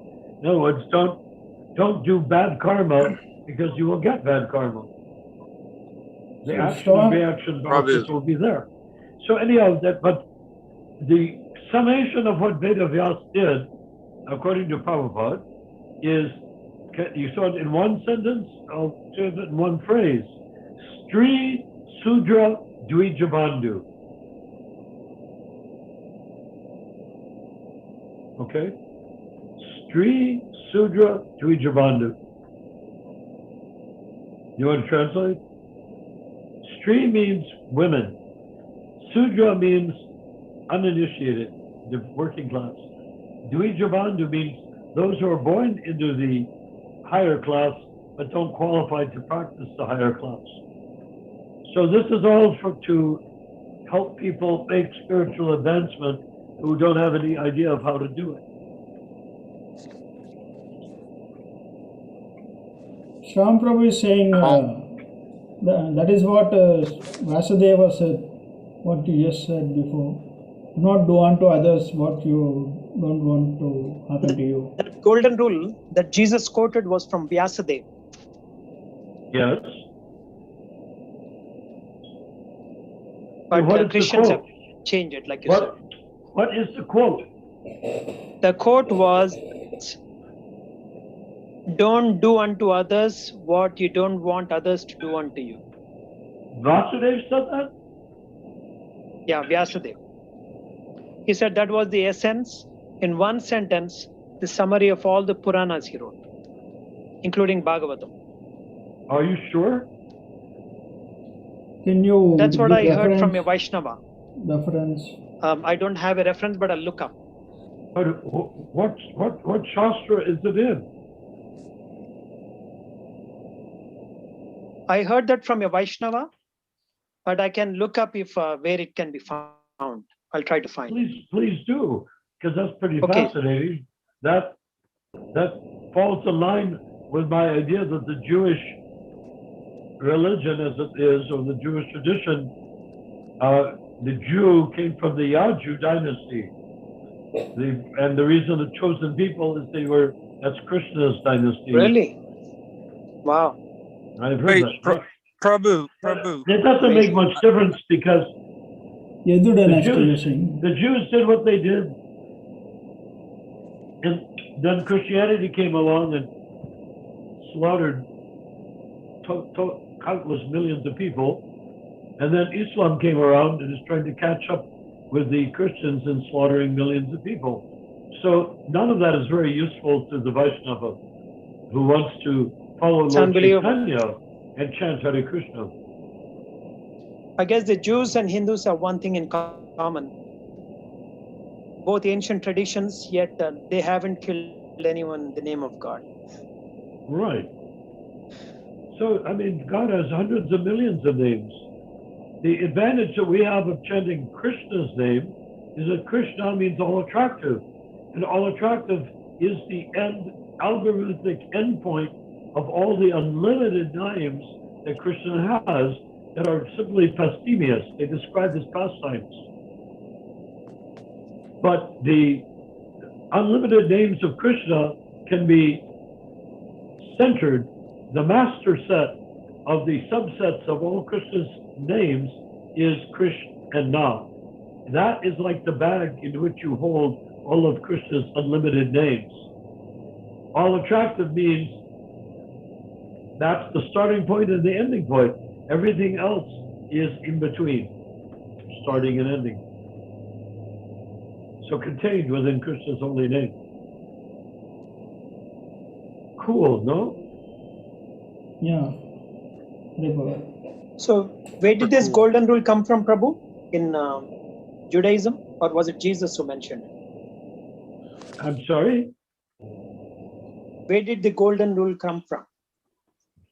Well, in Judaism. I don't. You saying it came from Vedavyas? My understanding, yes, and my understanding is apparently more limited than yours, is that it came from the Essenes. The Essenes were a sect of Judaism that depended on poverty. They slept out indoors. They wandered from here to there, doing charitable work and praising God, and they limited their possessions so that only one man in the group of the Essenes had a bag with clothes in it, possessions. And those possessions, if you duplicated any, then you were meant to give one coat. If you had two cloaks, you give one cloak to the poor. to only keep one item. And so that was why, if Jesus was supposedly from the Essenes, why it was not particularly attractive to the Jews, because they were, normal people.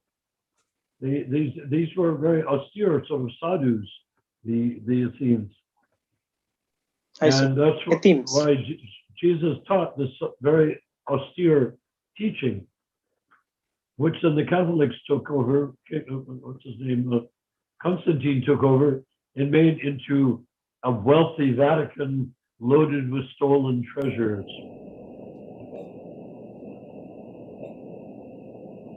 Now, why so many Jewish people are Vaishyas? How did that come about? Well, they have mostly Brahmin and Vaishya. I see. But if you want to know why the Jews are Vaishyas and say not farmers, why were Jews never farmers? Well, I know why. Farmers are I also know Vaishyas. why. I know why. Why?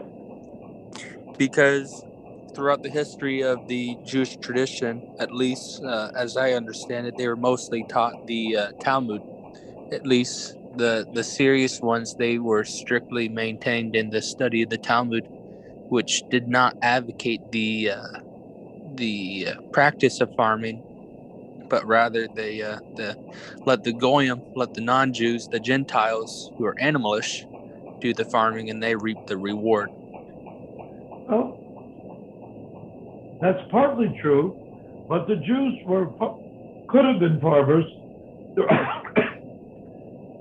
So, but why did they become Vaishyas, which means businessmen? Well, how? They were businessmen, but they used usury, which is not a proper business practices, to at least gain their wealth. At least not all of them, but some of the Jews, and that's how they became billionaires and trillionaires, through the practice of usury. Okay, and do you know where that all started? It started in the year 1000, or maybe about the year 1000. The church forbade Jews to own land and farm. And the church. What was that, Charlemagne? No, way before. Well, maybe around that. I don't know. I don't know that far. But the church. The main thing is the church in the Middle Ages. The church forbade Jews to own land, and so they had to resort to business, renting business locations from people that could own land. And why did they get into what you call usury, which simply means making, excuse me, I'm so sorry, making bank loans, what we would now call bank loans. Why did they? Because the church forbade charging interest on loans. So Catholics were very reluctant to lend money to each other. But the Jews did not have such a restriction. So Catholics that wanted to borrow money had to come to the Jews for the money. That's where Shakespeare's Merchant in Venice comes from, where Shakespeare makes a pun on the term of Shylock the Jew. Shylock the Jew.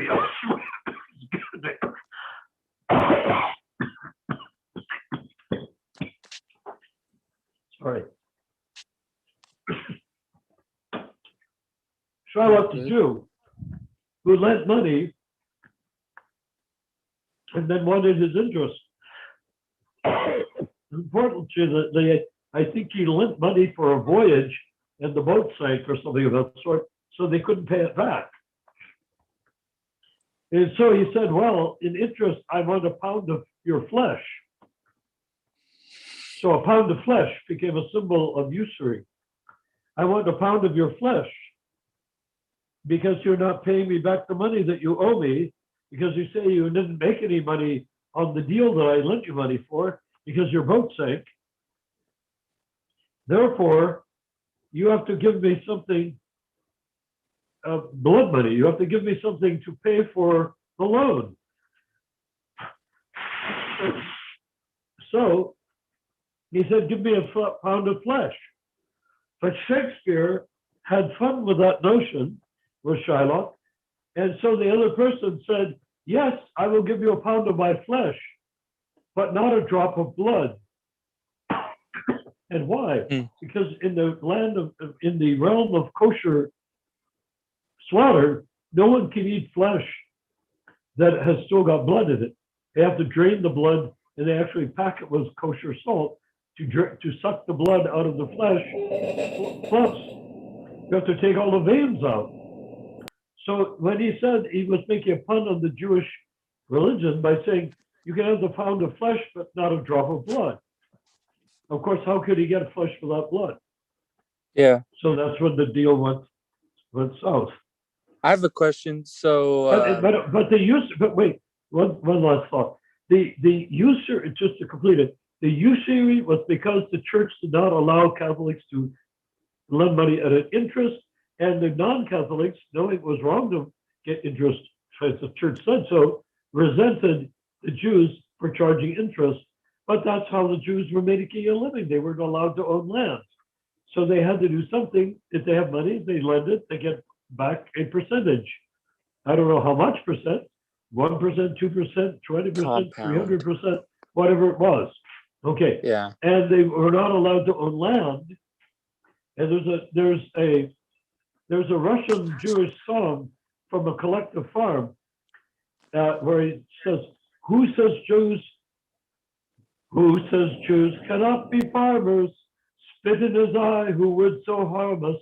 Injan koya jan jan jan. Hey jan koya, hey jan dile, hey jan koya. Hey jan koya jan jan jan. So that's where the Jews are saying, coming out of the regular Europe, where they were not allowed to own land even up to the Third Reich.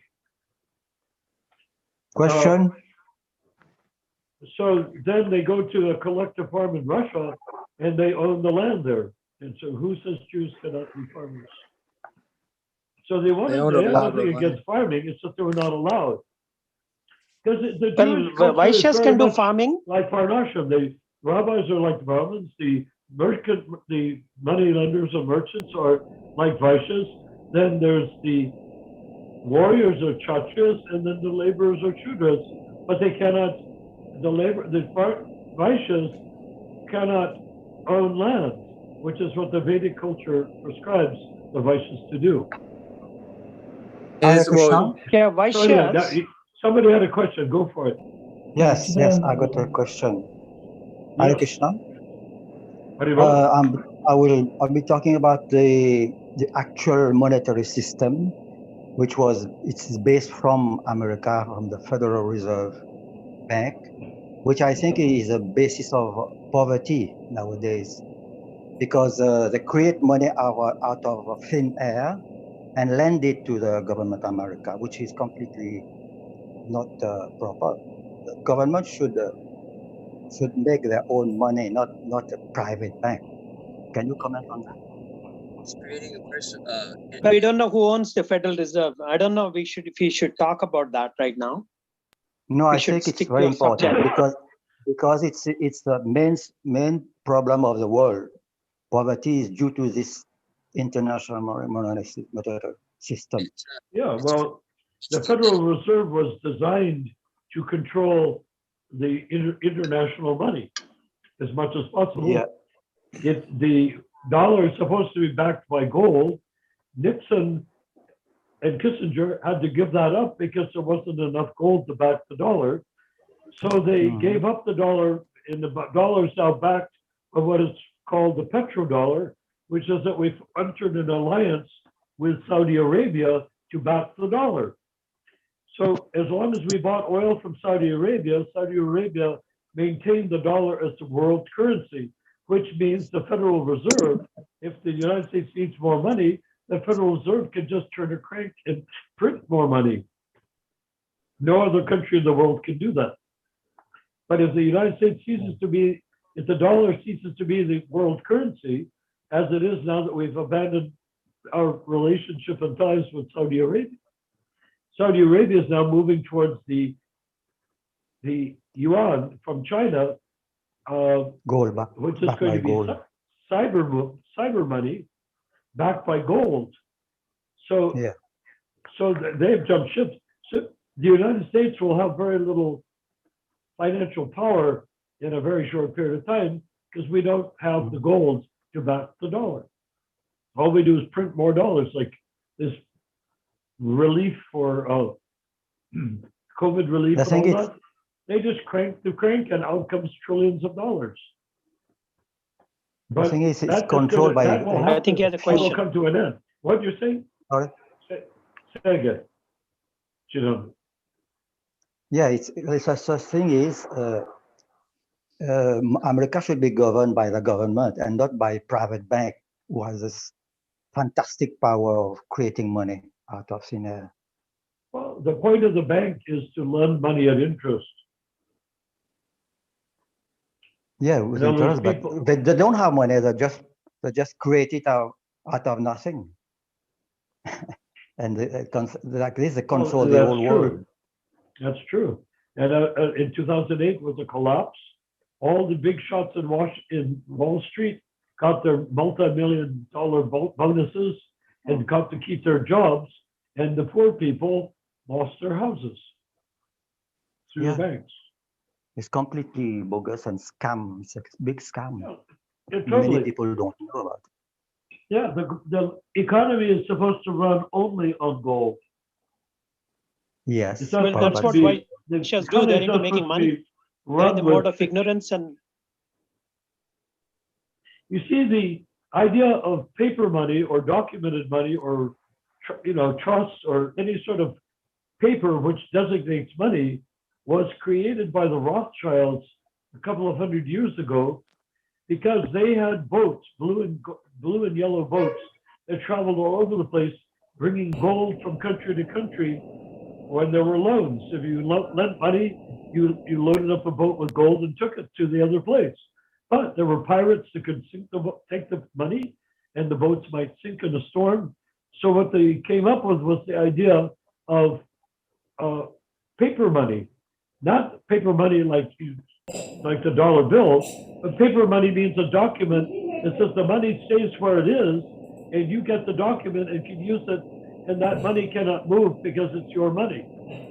That created a great commerce, but it's backfired now. Prabhu, I have a question about the dollar and this and that. So why is the pyramid on the dollar? Why is the pyramid with the one eye? Do you know what the pyramid is?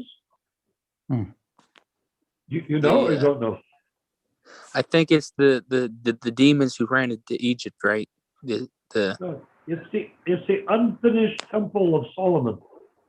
The red shields. Yeah. Yeah, it's where the Al-Aqsa Mosque is in Israel. The unfinished temple of Solomon is underneath the Al-Aqsa Mosque. The Muslims tend to go in and tear down Hindu temples or Vedic temples or any sort of temple. They tore down the Ayodhya, Lord Ram's birth, the temple celebrating Lord Ram's birth that was there for thousands of years, and built a mosque. So what happened is the Indians came and tore down the mosque and built the temple back up again. So the Muslims have covered up the Al-Aqsa Mosque in Jerusalem has covered up the unfinished Temple of Solomon. So on the dollar bill is that pyramid of the unfinished Temple of Solomon with God's eye at the top of the, as you can see, unfinished. There's a piece missing from the temple. So now, why is it on the dollar bill? Because it's a symbol of the order of Masons. The founding fathers all belonged to the Masons. And the Constitution and the Declaration of Independence all come out of the Masonic teachings, not out of European teachings because Europeans believed in the divine right of kings. So America became a republic based on the teachings of the Masons, not the teachings of the Christians, King James in particular, who created the notion of the divine right of kings. Okay? So you're saying it was in Egypt that the Temple of Solomon was not finished? No, correct? Jerusalem. That's Jerusalem. okay, Jerusalem. Yeah. From what I hear, by the way, so I had a Freemason friend who is a 32nd degree Mason who said that the Solomon Temple was all allegory. At least that's what he said the Freemasons discovered. Maybe not. I don't know. But of course, I don't. Maybe he doesn't know what he's talking about. He's 32nd degree Freemason. So. What degree was he? 32nd. 33. Well, that's the highest order of Masons that exists. It is, but I mean, there's supposedly 33rd degree Freemason, which is supposed to be the top. Well, it's hard to say. I mean, when you go to Washington, D.C., you see the Washington Monument. You know, the tall building called the Washington Monument? Yeah, the phalanx. Obelisk. If you want to call it that. That is a Masonic structure. It's known as a, what is it known as? An obelisk? What is it known as? An obelisk. Yes. Obelisk. And it's Egyptian. So the Masons were linked going back to Isis and Osiris in Egypt. It's complicated because you have to take initiation before they tell you what it's all about. Wolfgang Amadeus Mozart was a Freemason, and he wrote an opera called The Magic Flute, which was based on strictly based on Masonic teachings, including the structure of the music and the use of notes and half notes. But in any event, why are we talking about these things? We could be talking about how to become a Uttama Adhikari. Sure. Yeah, Banu needs to run the show. But these things are part of the whole picture. To keep us focused. Yeah, shall I share something on the screen from the Nectar of Instruction, Prabhu? Of course.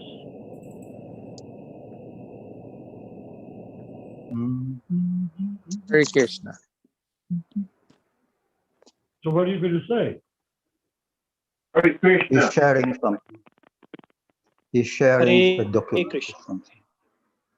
Banu, did it come in? Okay. It's very small. Maybe you read it, Banu. Okay, offering gifts and charity, accepting charitable gifts, revealing one's mind in confidence, inquiring confidentially, accepting prasada and offering prasada are the 6 symptoms of love shared by one devotee and another. From Nectar of Instruction, verse 4. In this verse, Srila Rupa Goswami explains how to perform devotional activities in the association of other devotees. These are 6 kinds of activities: giving charity to the devotees, accepting from the devotees whatever they may offer in return, opening one's mind to the devotees, inquiring from them about the confidential service of the Lord, honoring prasada or spiritual food given by the devotees. Okay. And feeding the devotees with prasada.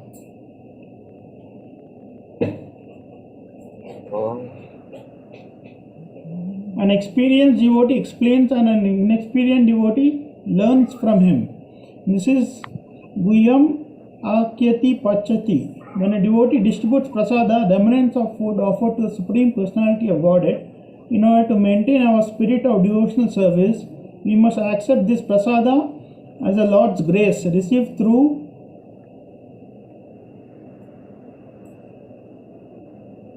what? When a devotee distributes prasada, the remnants of food offered to the Supreme Personality of Godhead, in order to maintain our spirit of devotional service, we must accept this prasada as a grace. Okay. Would you like to comment, Prabhu? Giving charity to the devotees, accepting from the devotees whatever they may offer in return, opening one's mind to devotees, inquiring from them about the confidential service of the Lord, honoring prasada or spiritual food given by the devotees, and feeding the devotees with prasada. Well, yes, this is what we do in ISKCON. Right? Yeah. You Six go to an symptoms ISKCON of temple, love. there is Six prasadam. symptoms of love shared by one devotee and another. Net of instruction. So this is basically how to establish a Kanistha Adhikari climate for devotional service. Mm-hmm. And that same principle extends all the way up to Uttamakari too. But here it is mentioned as though nobody even thought of it before. So therefore, we can see it's for the Kanistha Adhikari, which is what the whole Krishna consciousness movement was designed to represent or be, is the Kanistha Adhikari platform. The difficulty is that after so many decades, it's time to start entertaining going to the next platform. And that has not yet been contemplated by the ISKCON leaders because they're satisfied with what they have. They've made a church like the Catholic Church with everybody in place, and they can dictate what Prabhupada said. They can control what Prabhupada said. They have it set up to where they don't have to worry about anybody making so much advancement to where they liberate themselves from that movement, that paradigm that they've created, the pseudo ISKCON movement. Well, the pseudo ISKCON movement is fine. It's not pseudo as far as it goes. Where it becomes pseudo is when it pretends to be further along than it is. Yeah, that's what I mean. I mean the way that the movement is currently, so much separated from Prabhupada's wishes and teachings that they use that to create enough influence and control over the general population of devotees and particular neophytes. And they take advantage of the neophyte. They give them a little bit of information to get them interested, but they don't give them enough so they can make substantial advancement and begin to become independent philosophers, like you say, like Prabhupada says. Yes. So the ISKCON is not bad. What it's doing is good. It's creating vegetarians who are chanting Hare Krishna, who are worshiping the deity, who are taking prasadam, who are obeying the four regulative principles. So what's the bad part? The only bad part, what we can say, is that Going back to Godhead. they're not giving the path forward, and they're actually trying to keep the path from going forward.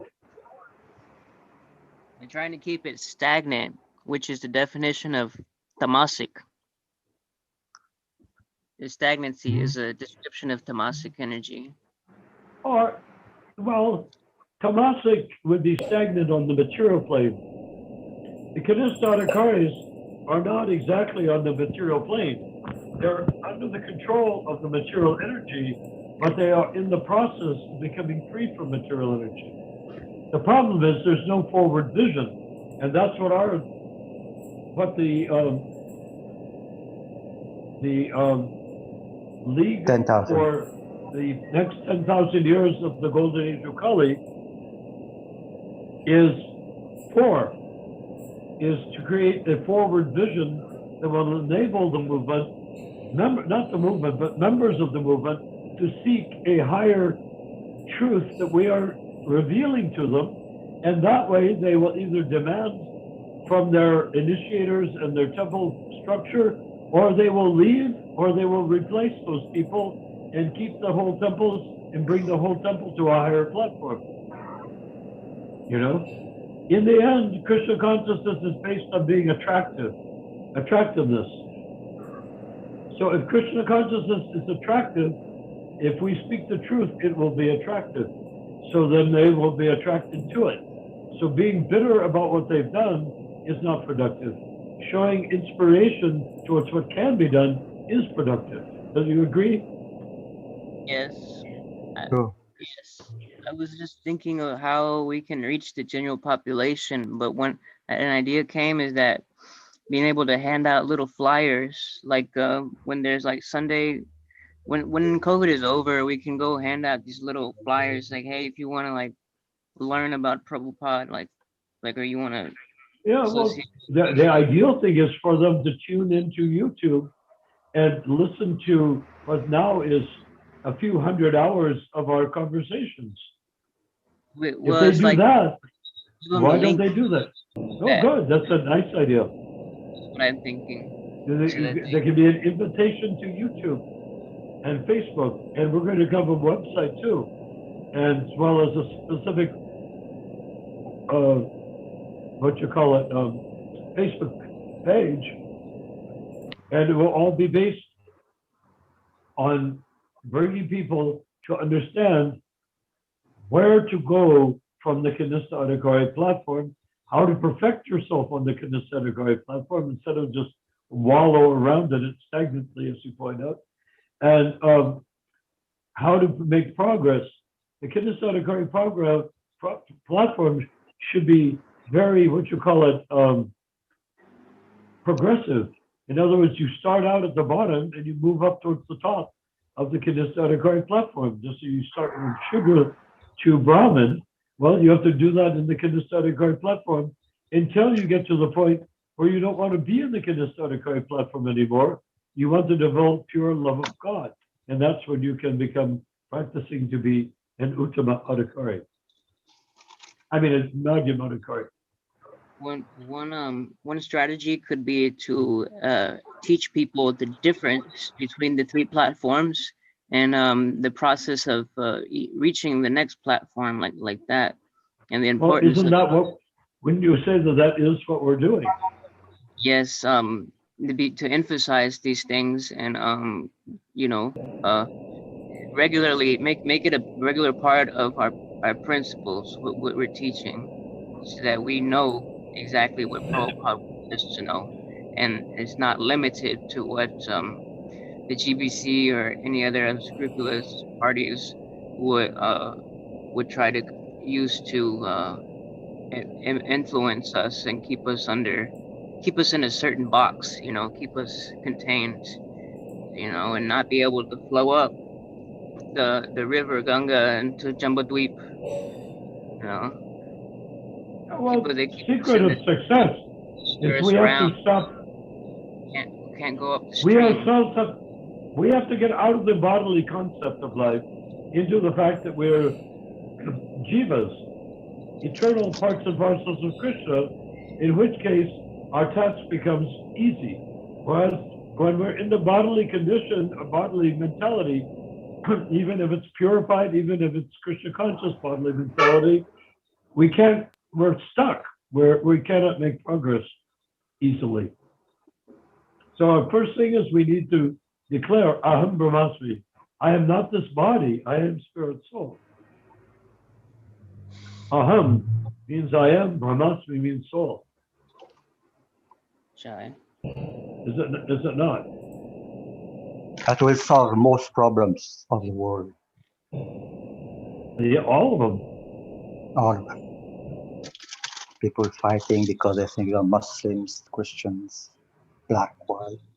When we solve the inherent problem of identity of who we are, not the body but spirit soul, that's like creating like a lifeline. What do you call it when you throw out like a boat? You're like, here, you know, grab onto this, and that gives the people premise to, you know, make spiritual advancement and be able to eventually get up out of the water, get back Yeah, to God. but when you throw a rope to someone, you're pulling their body, not the soul. The soul Well, doesn't need a rope. I don't What mean the like soul needs is to understand that they have the power to become Krishna conscious without a rope. we throw the power of this, the rope of the sampradaya. Like, hey, you know, something substantial. They're not like tugging on like random threads, but they're tugging on a rope that's gonna get them on a ship. Godhead. But we are on the ship. Not us, I'm specifically, but like to reach Anyone, the population the secret is learning how to exercise your free will without involving the body. If you can exercise your free will without the body being involved, you will be acting on the spiritual platform. Right? Can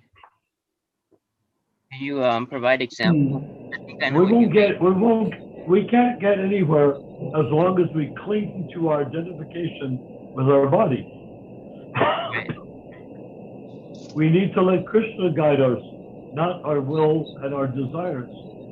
So everything like boats and whatever, this is all symbolisms, but it doesn't help us to make much advancement. Advancement comes when we surrender to being part and parcel of Krishna. Could you explain more on it? Being on. I don't have a soul. I am the soul. I have a body. Yeah, Chidananda Prabhu. So if you say that every morning, 30 times every morning, I don't have a soul. I am the soul. I have a body. I don't have a soul. I am the soul. I have a body. I am the soul. I have a body.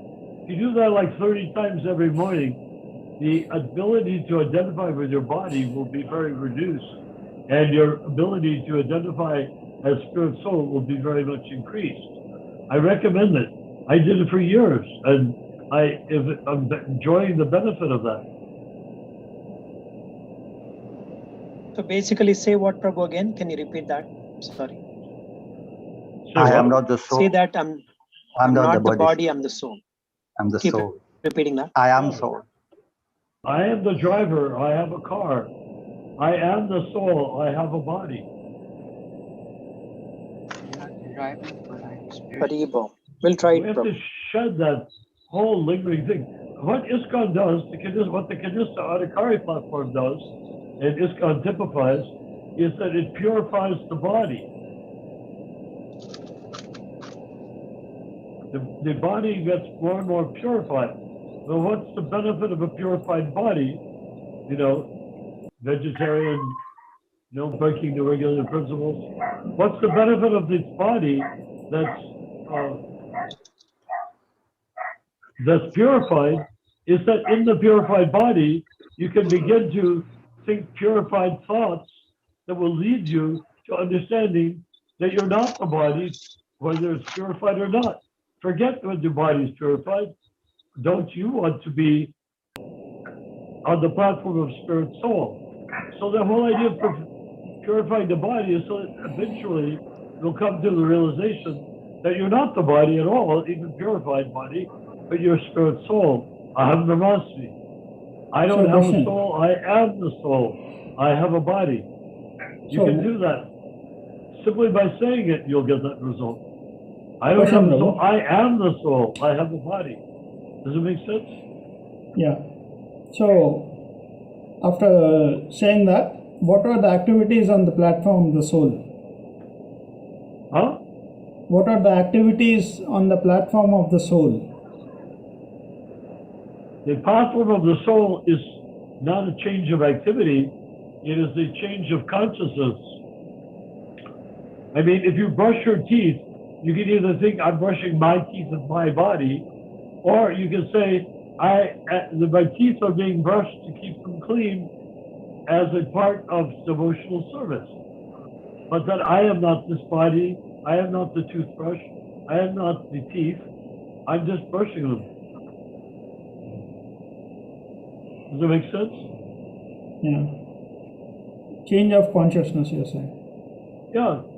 Spirit experiencing being the pure spirit soul is easy and it's normal.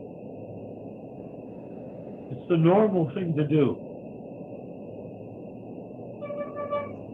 Identifying with the body and other people's bodies and the material world and all the things in it that the body can grab and make into gold necklaces for himself or his mistress. All of that is difficult. One of the Prabhus has a question, it looks like. Chidananda. Yeah, go ahead. Sorry. What's Well, that? I want to make comment about we have to do a lot of brainwashing.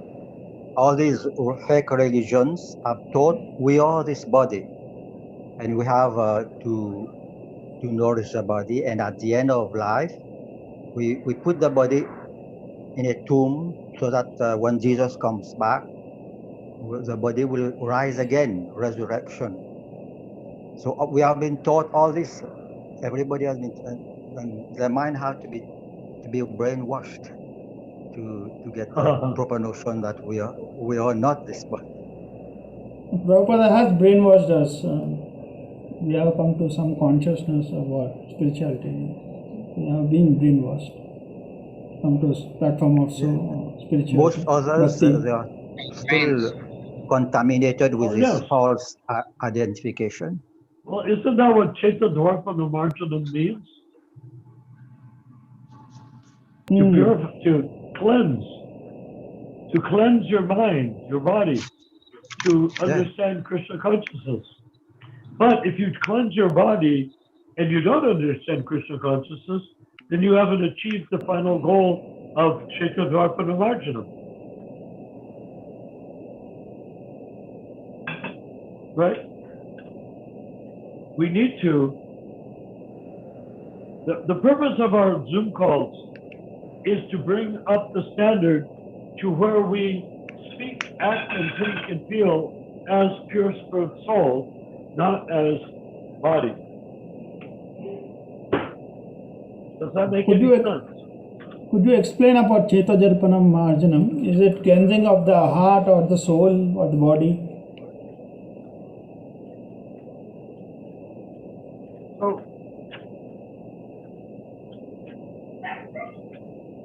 So the goal is to be Krishna conscious. And you don't do that by chanting. Chaita Dwarpa Marjanam cleanses the mind, the heart, the body, and exposes. The soul can't be purified if the soul is pure. But it can remove the anarthas from around the soul so that the soul begins to experience its own transcendental nature, right? And it's a fantastic, simple way, because it comes back to the Maha Mantra, chanting, also hearing. It's a very simple religion, actually, the Hare Krishna movement. Just by chanting, you get purified, and by hearing also. Yes. And it's based on Harinam. It's based on Harinam and not building big temples. But if you don't know anything about this, how to become an Uttamarakari, purifying yourself becomes non-directional. If you have not noticed, in ISKCON, everyone is chanting, but nobody knows where they're headed. Right? Do you agree? Yeah. They know where they're heading. Please explain about it. Aye. They know they're going to hell. Huh? It got corrupted. The GBC knows exactly with the heading. But They know, the neophytes don't know. The general devotees may not know. And that's why they're stuck. So by chanting, you become more and more pure. And by becoming more and more pure, you become less and less neophyte, right?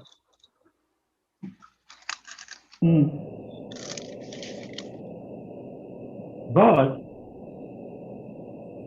without knowing where to go, the goal is to become an Uttama Adhikari so that your service to Krishna is not relativized through thinking that you're your body, but that you begin to serve Krishna as spirit soul in a body, not as a body with a soul somewhere around. Srila Prabhupada made a fantastic structure so that people get purified little by coming to the temple, but the LGBT corrupted it all by turning attention to themselves. Well, what he was doing, what Prabhupada was doing, was trying to create Kanista Adhikaris out of the general public.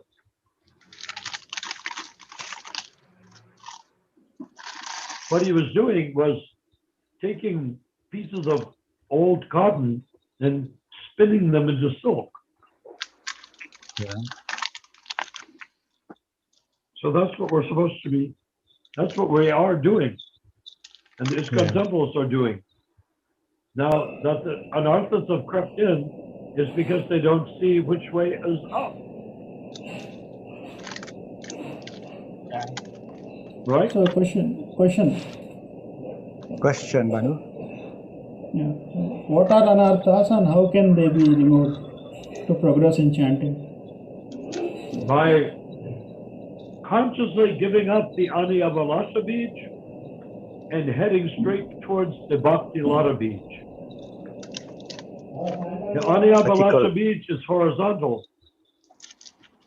That's how we wheel and deal our way through the material world.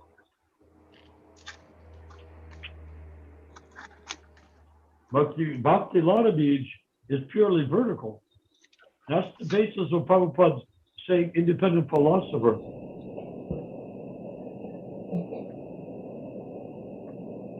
Because vertical is never part of anything. Vertical comes from your heart to Krishna's lotus feet without passing through human society. That's the whole idea. If we can reconceive ISKCON of everyone in ISKCON movement being individual, independent thinkers and philosophers, and if we can imagine ISKCON to all be independent rather than codependent, then we'll see that great progress will be made on every platform, right? Independent may focus on Srila Prabhupada.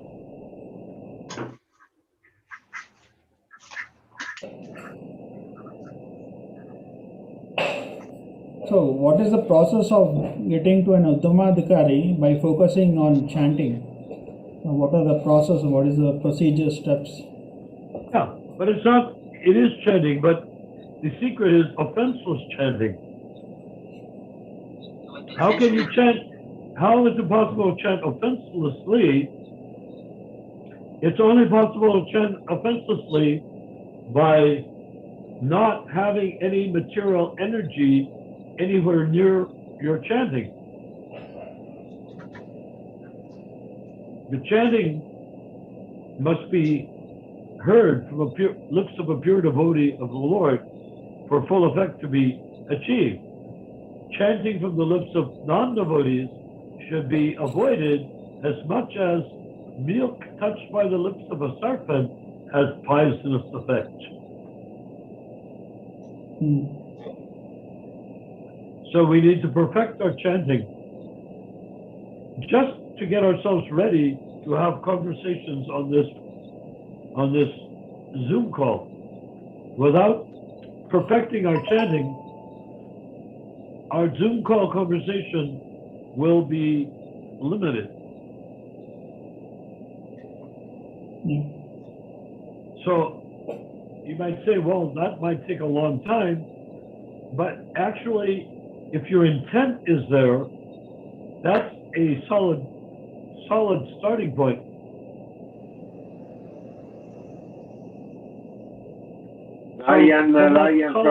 That solid starting point is on the spiritual platform. What do you say?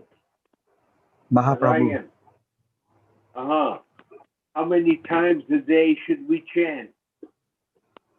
It depends on the individual.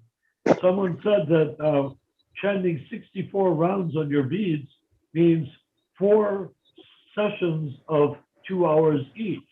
So that would take 8 hours to chant. 8 hours. However, Prabhupada gave us 16 rounds, which is only 1/4 of 64 rounds. And that takes about an hour and a half or 2 hours to complete. So that's 2 hours a day. Yeah. 2 hours per day. Yes. Yeah. 2 hours either all together or split up, however you like. Not able to hear you. Every day, 16 rounds. It means going through the beads. You have beads and you have counting beads.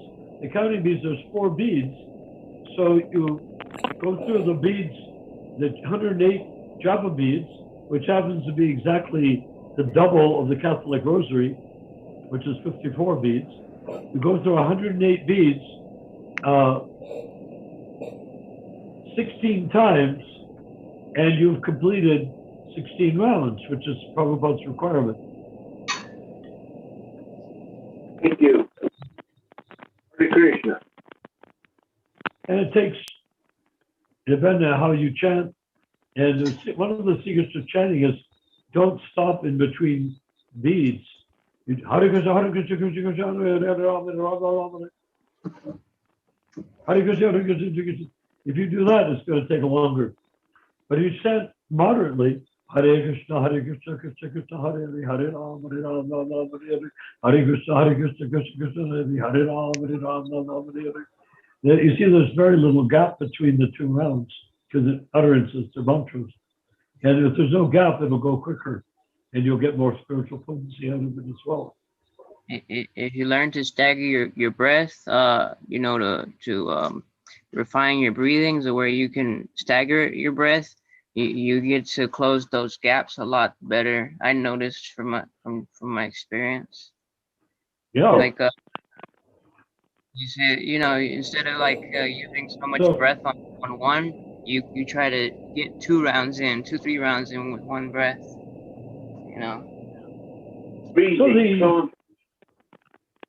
So the idea of chanting rapidly doesn't make better chanting. You chant deliberately, but don't waste breaths between beads, and don't waste breaths between rounds. Make it all one synergy. I love the concept. I'm sorry? Yeah. Love the concept of breathing as we chant. The breath we take. Yeah, Prabhu. Is that Mahaprabhu? Yeah. Who's talking? Mahaprabhu. Mahaprabhu.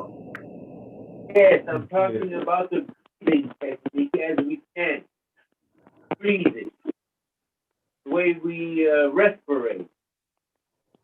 The inhale and the exhale.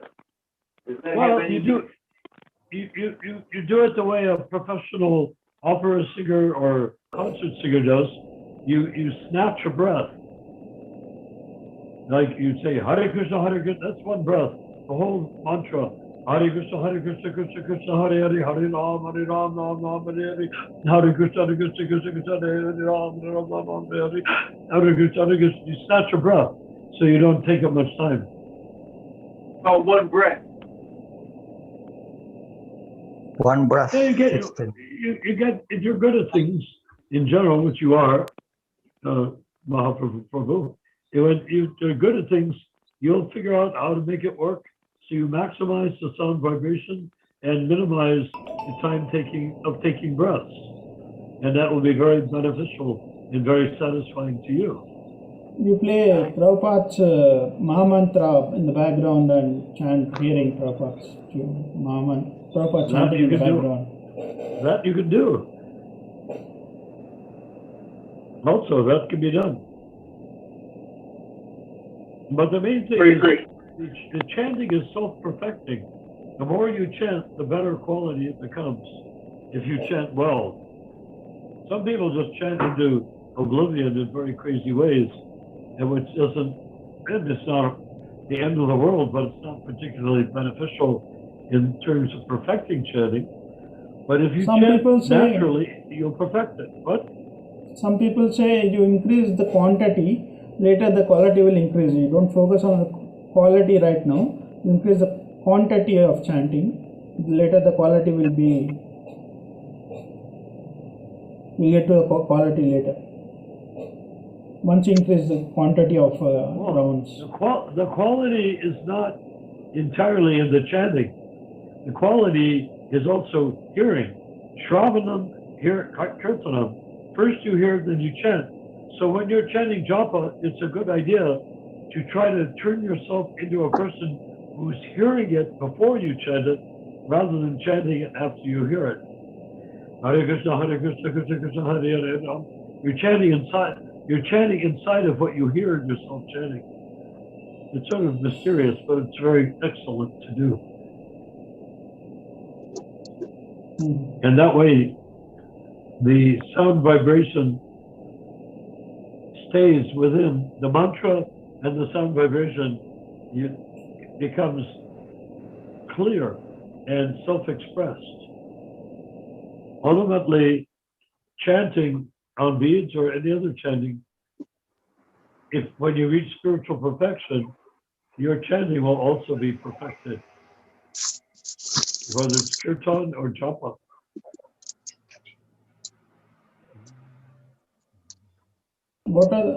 Should we keep in mind all the 10 offenses? So far, so good. This was for Mahaprabhu. So does that help at all, or do you have more questions?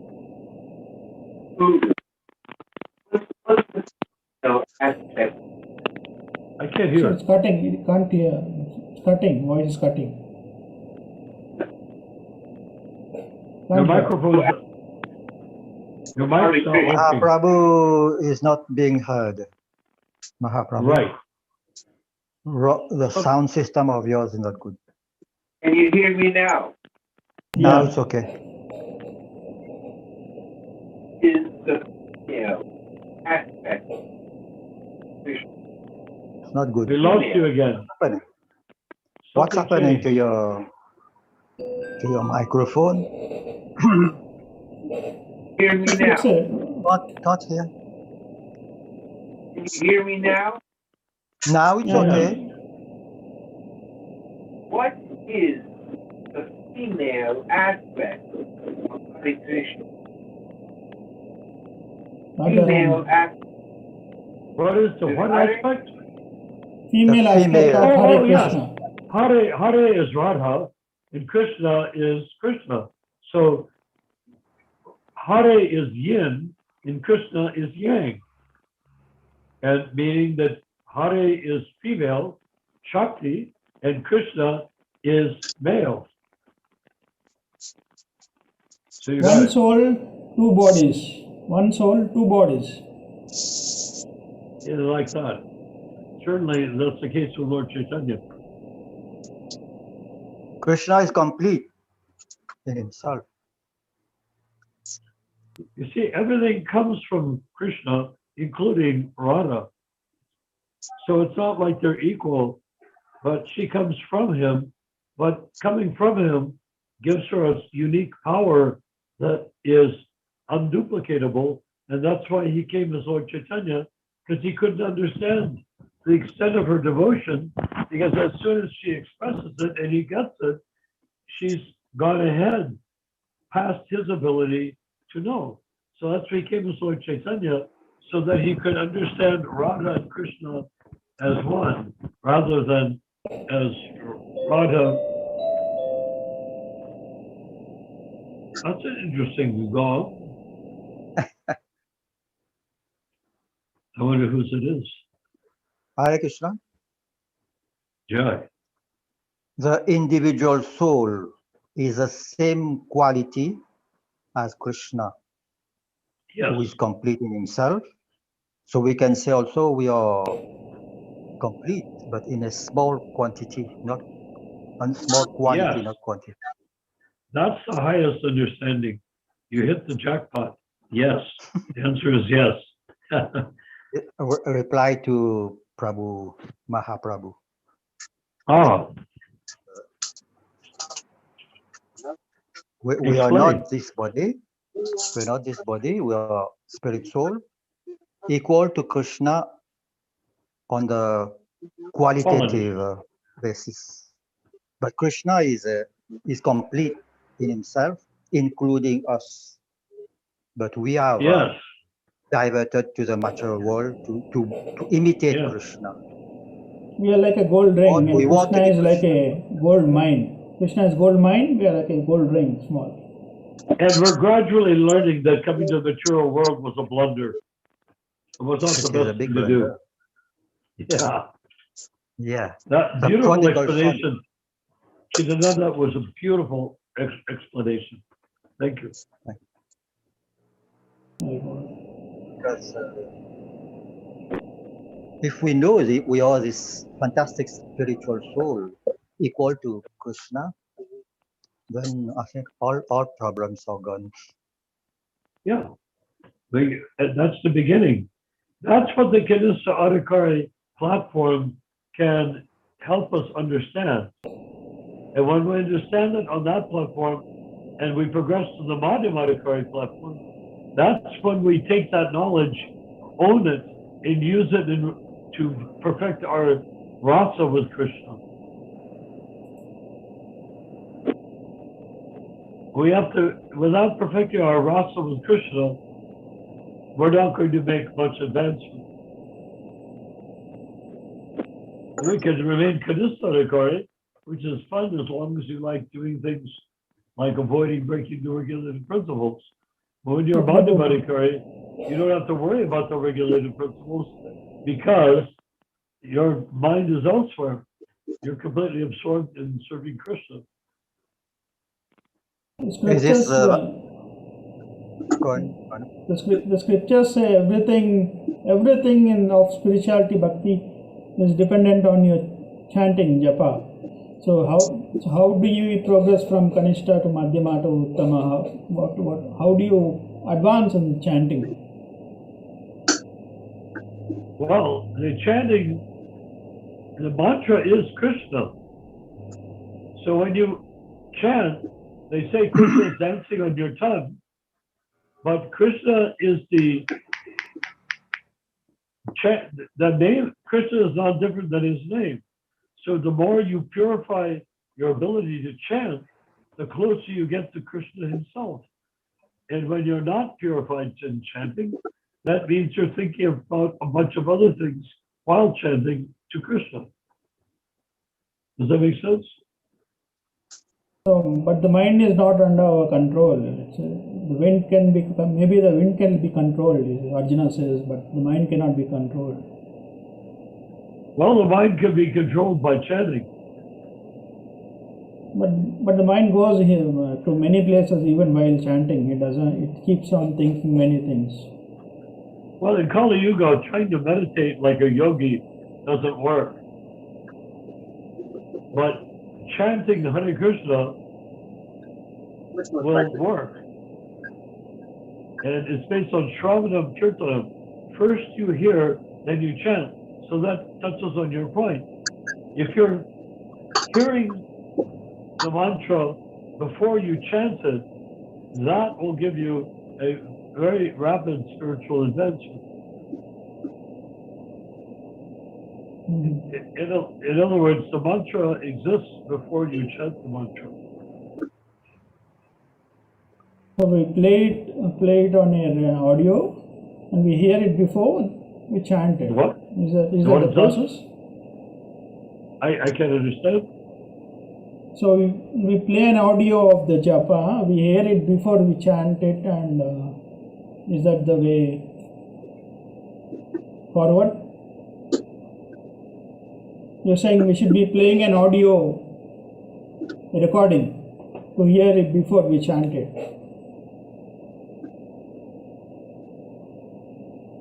Chidananda Prabhu, could you? Okay, could you try that again? I think maybe I've got it tuned right now. I'm sorry. I want to understand you, what you're saying. I think he's speaking about putting a tape recording of Srila Prabhupada while chanting. Is that so? So that we can hear it before we chant it. Exactly. If you hear Prabhupada and don't think about other people, and even when you're in a kirtan, you don't listen to everyone as setting a good example, but you think of Prabhupada as having set the example that everyone in the kirtan is trying to attain. Then you can make advancement. When you're trying to show yourself off, that's just an ego trip, material body, material mind ego trip. Oh, look at me, I'm chanting so nicely. Oh, I'm chanting so nicely, just listen to me. Well, that's not very advanced. And unfortunately, a lot of the biggest kirtan leaders do exactly that. They come there and they know how to organize the room into howling and screaming, which is then mistaken for being spiritually advanced or on the verge of becoming an Uttamanikari or something like that, which it isn't. So hearing from Prabhupada, chanting like Prabhupada, if everyone does that, you will have no problems in this country. So is it only prescribed that we should chant it loudly with our mouth outside, or we can do it in the mind also, if we can do it?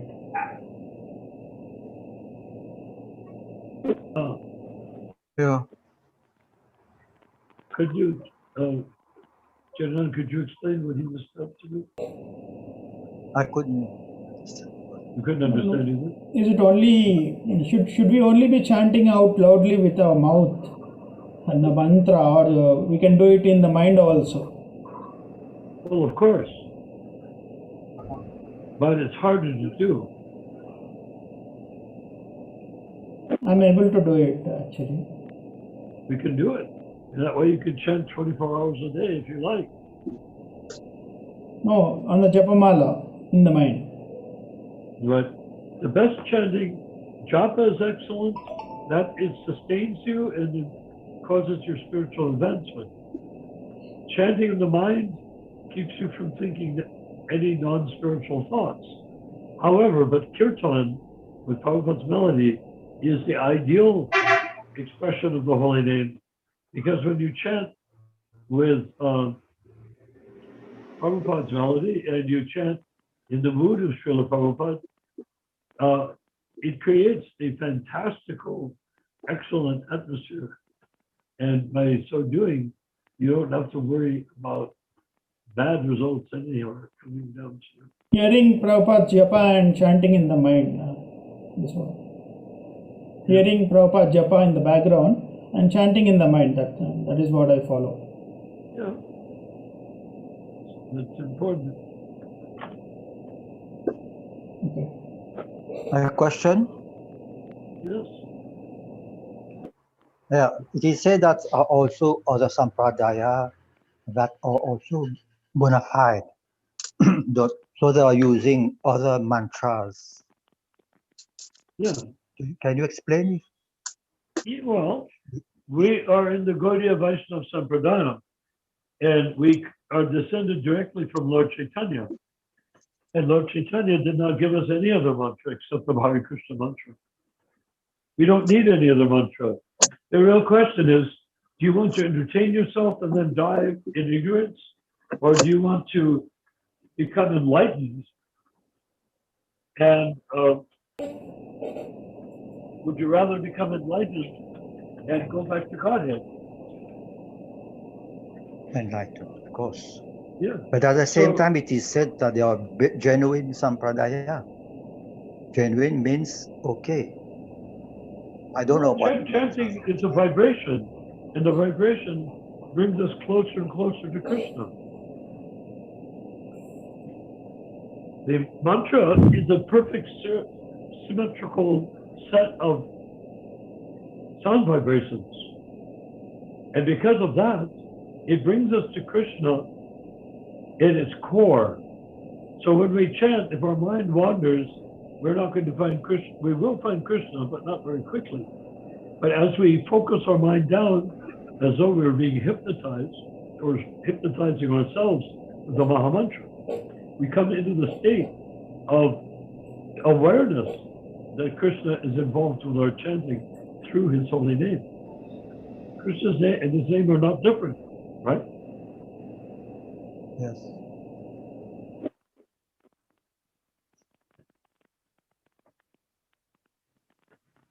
Does that make sense? Yeah. But should No, we it read doesn't. should we read the Sorry? 10 offenses daily and keep them in mind so that we can do offenseless chanting? Is that a Well, we're trying to say in the Kanista Adhikari platform is the opportunity to perfect your chanting. That's what it's for. 16 rounds a day or 64 rounds a day. The purpose of the Kanista Adhikari is to perfect your chanting. It's not a bunch of austerities or ordeals that you have to do to get a reward at the end. The chanting, to coin the phrase, is its own reward. When you chant, you're being rewarded as you chant, not you're chanting to get a reward when you perfect it. We have to think of it that way, that the chanting is the end as well as the means. The gopis are chanting, and they're not trying to go back to Godhead, they are back to Godhead. Yeah.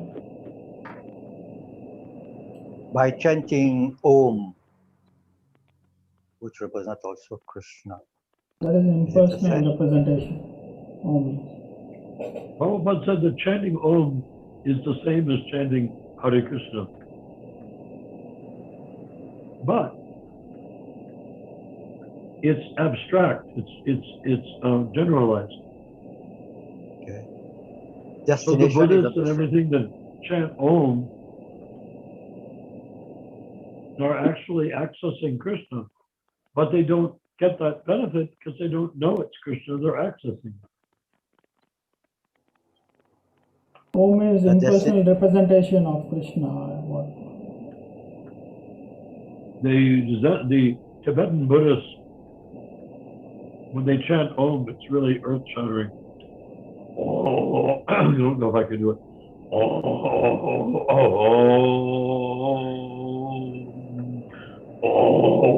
I'm gonna do it.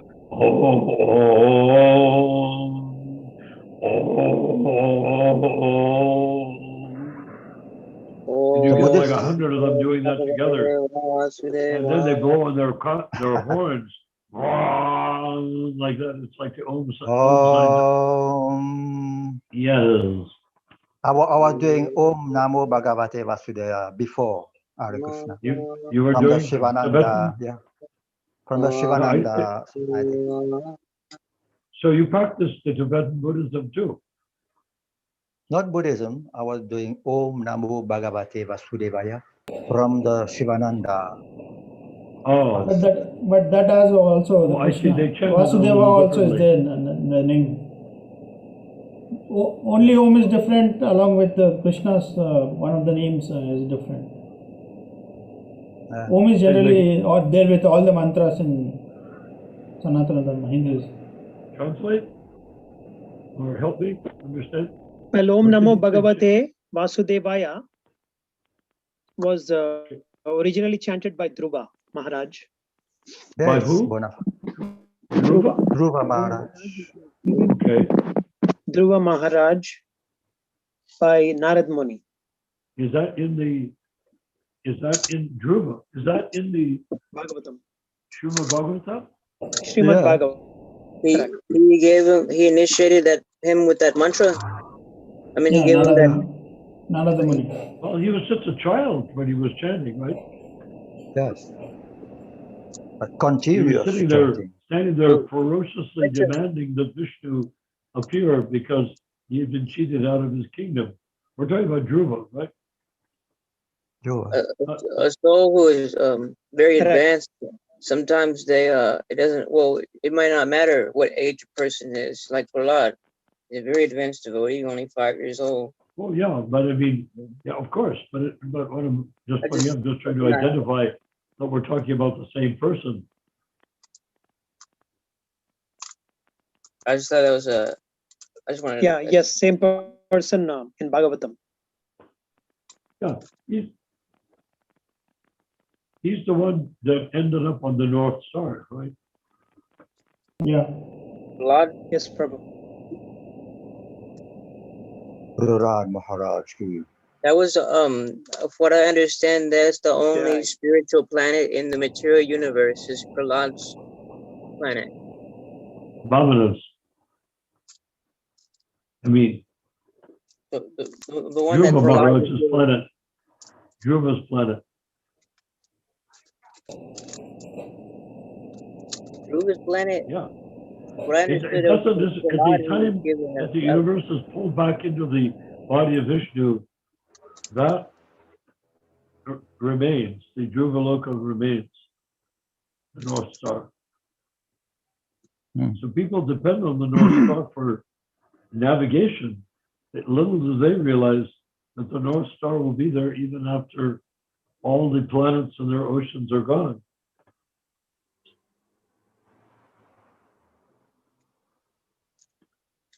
So people can see they're accessing genuine knowledge, but not understanding the whole scope of it.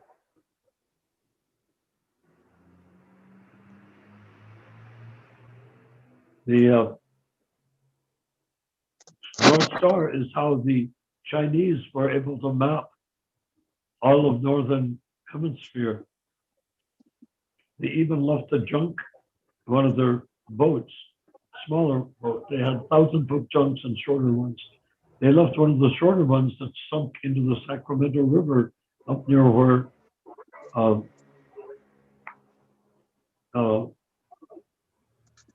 what's this? So Prabhu, there's relating to Omkara on Bhagavad Gita. Persons who are learned in the Vedas, who utter Omkara, and who are great sages in the renounced order, enter into Brahman. Omkara. Brahman. Shall I read it again? Persons who are learned in the Vedas, who utter Omkara, and who are great sages in the renounced order, enter into Brahman. Desiring such perfection, one practices celibacy. I shall now briefly explain to you this process by which one may attain salvation. So it's impersonal Brahman for going to Brahman. Well, what people would say is Brahman. Now, Brahman means Brahmajyoti. Brahmajyoti means the light of Brahman, and that's the space in between the Vishnu planets in the spiritual world. When you're outside of the bubble of the material universe that we're in, we'll find we're floating in the Brahman. The universe is floating in Brahman. And so when you're able to enter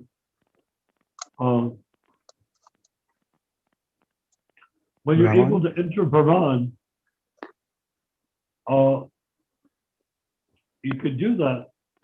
But Prabhupada said, interestingly enough, the Jiva is part and parcel of Krishna. And there is no perfection in Brahman. The perfection is there of the absolute nature, but there's no sustainability in Brahman because the Jiva wants to be active. So when the Jiva gives all that up to enter Brahman as a Jnani or yogi, he goes into Brahman and he can stay there for huge periods of time because, well, he's devoid of time. He's in the Brahman.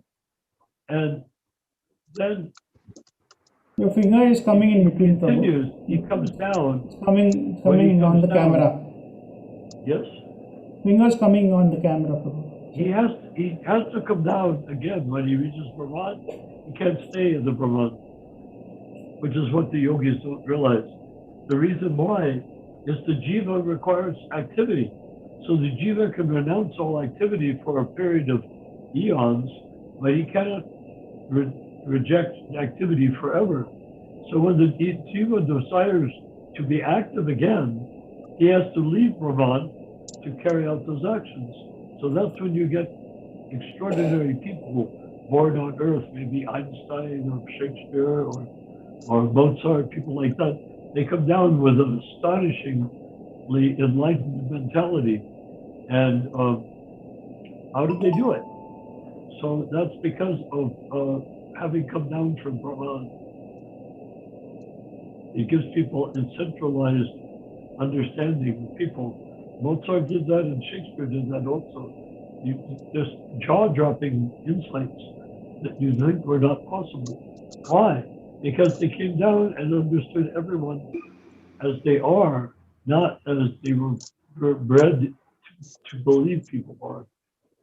So they came down from perfection to a relativization of that perfection that gave them the power to understand what the living beings are actually doing. Prabhu Narayan? Yeah. Your finger is in okay, the way. It is. Okay, sorry. That's better. Oh, that's funny. My picture's over here. Oops. Yeah, continue. That's better. My picture is in one place, and my finger is another place, but my finger covered up my picture. Weird. Huh? No problem. I'm just learning how this works. So by chanting Om, you go to the Brahman, to the Brahma Jyoti. Yeah, well, not by chanting. You go to Brahma Jyoti by meditating for 50,000 years in the isolated place, living only on as a breatharian, living only on your intake and output of breath. And so much so that your hair grows down and mingles and grows into the grass, and the grass and vines go creeping up your hair. And when you reach perfection, the Jiva blasts out of the crown chakra of your head and then enters Brahman. Mm-hmm. The yogi imagines that he will stay there forever, but he won't. But there is something. There is something nice there. There's bliss also, no? There's blissfulness there. Well, blissful in a very neutral sense of the word. The real bliss is in bhakti. In a very temporary. Loving exchanges is real bliss. That type of bliss. If you don't believe me, ask Krishna and the gopis. Loving exchanges is perfect. But the blissfulness of the Brahman is more like a sacred and satisfying relief from suffering of the material world and the pleasures of the material world. It's becoming desensitized. It's becoming desensitized to this material consciousness. So you're there floating around. Prabhupada describes it like a green bird in a green tree. The green bird thinks he's disappeared in the green tree because they're both green, right? But when the bird flaps his wings, he's separated from the tree and he no longer looks like part of it. So Prabhupada said the Brahman, the yogis in the Brahman, they merge into there, but they don't really merge. They think they merged, but they're actually still jivas. They are not separated they're not diluted into becoming Brahman. The Jiva cannot become Brahman. It's part and parcel of Krishna. It can't be anything other than that. So when the Jiva is trying to merge, he reaches a point where everything seems transcendent and all that, and then he leaves his body through the crown chakra and ends up in the Brahman, Ramachandra. But Prabhupada said after being there for some innumerable period of time, he begins to feel the twinges of desire. Why? Because Krishna has desire and the Jiva is part and parcel of Krishna. So the yogi begins to feel some twinges of desire. When those manifest on a much higher platform than the one that which he left to do this yoga stuff,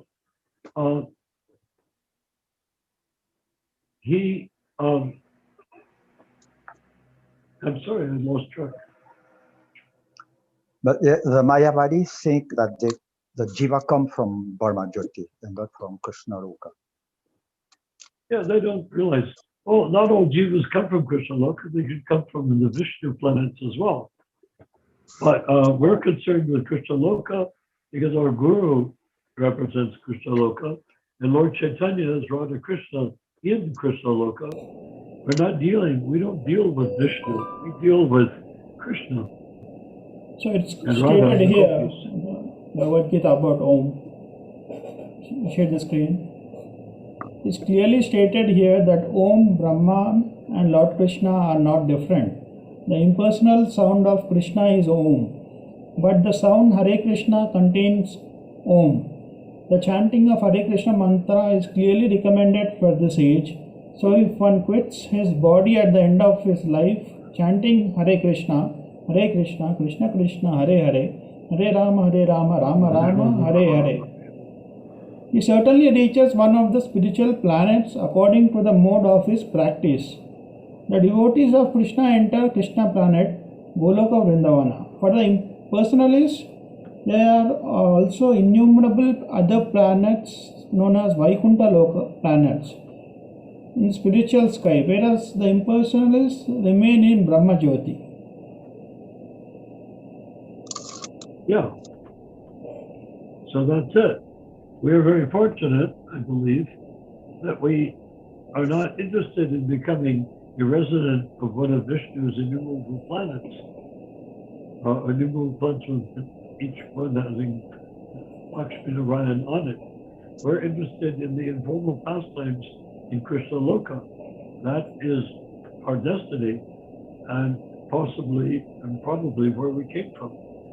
So the mantra Om is already contained in Hare Krishna mantra. In the material world. Yes? The Om mantra is already contained in the Hare Krishna mantra. Yes. Yeah, Chidananda Prabhu. Go on. So we can say that the advanced Islamic philosophy is also Brahman as well as Buddhism also. Well, Buddhism teaches, well, it depends on the Buddhism, but Buddhism, unlike yoga, I mean, the yogi enters into the Brahmajyoti and merges, or so he thinks. Green bird and a green tree. He's there, but he's invisible, but he still exists as a form. He hasn't merged, individual form.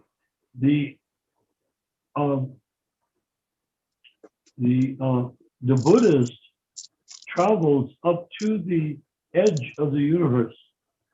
And that is why he neither goes into the Brahman or stays in the universe, but his perfection, Satori, is on the edge, on that membrane between the universe and the Brahman. So he's getting the elements of the Brahman, and he's also getting elements of Krishna Loka. And not Krishna Loka, of Krishna. He's getting the benefits of the Brahman, and he can eventually return to planet Earth as a perfected being.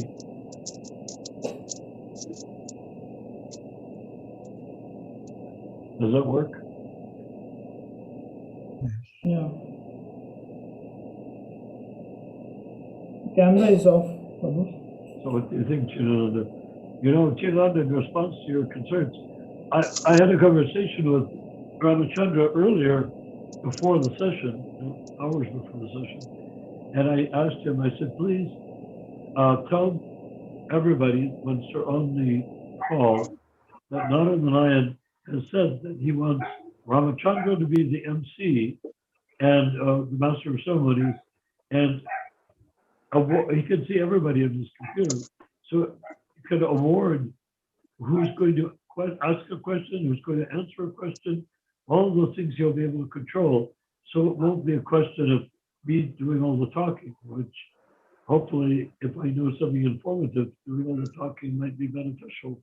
But if somebody else wants to say something, etc., as you were concerned with outside, yes, I agree 100%. And Ramachandra will control it. He's the Master of Ceremonies. We're not hearing Ramachandra. Ramachandra is here? Well, he's driving. He has left. He has made me the host. He's not back yet. He doesn't want to go on. He doesn't want to go on. Now, if you can log in from the computer, you would be seeing whoever is raising the hand. So well, that would he be is easier. doing, but right now he's driving his car to rescue his I wife. see. Okay. The small detail of being in the material body is you have a wife. Unless, of course, you're Chidananda, which in case you don't. Narayan Prabhu, your camera is off, Prabhu. Cam is off. We're not able to see you. Now it's okay. Prabhu, I have a question about what do you think of Narayan Maharaj? I think it's his appearance day today. I've been getting a lot of messages to come and attend his service. We had a session on Narayan Maharaj. Yes. Well, Narayan Maharaj is a dangerous sahaja. Yes. He is also a great offender against Srila Prabhupada. See, I don't know how to reverse these images. Can it be reversed? Well, maybe I can hold up the picture. Yeah. There is Narayan Maharaj and Srila Prabhupada. Mm-hmm. To give you a clue, in the very title of this booklet, small book, he says, my Shiksha Guru and Priya Bandhu. Now, Shiksha Guru has to be on the same level as your Diksha Guru. In fact, Prabhupada was much higher than his Diksha Guru, Keshava Maharaj. But Priya Bandhu, you know what? Who knows what is Priya Bandhu? We don't know. Well, somebody who knows Hindi will. Dear relative, dear Priya Bandhu is someone really close in your relative. Yeah, kind of like Priya means dear, cousin or and something. Bandhu means you're bonded to them, you know, like the bond of marriage or the bond of friendship. So Priya Bandhu means you're a dear person to whom you're bonded. That's blasphemy to say that. You cannot say guru and bandhu in the same sentence, because Krishna makes that quite clear in the Bhagavad Gita. Now is the time for friendly talks to cease. And Prabhupada explains, you cannot be guru and friend at the same time. And this is what that Narayan Maharaj clearly says, that he's my best friend and my guru both. That is completely unacceptable. Yeah. He does a bunch of other unacceptable things too. When there was some disturbance in their ashram of Keshava Maharaj, who passed away in 1968 when I was in Seattle with Srila Prabhupada, and we all got a big card and wrote our names in it, condolence, and they mailed them up to his ashram.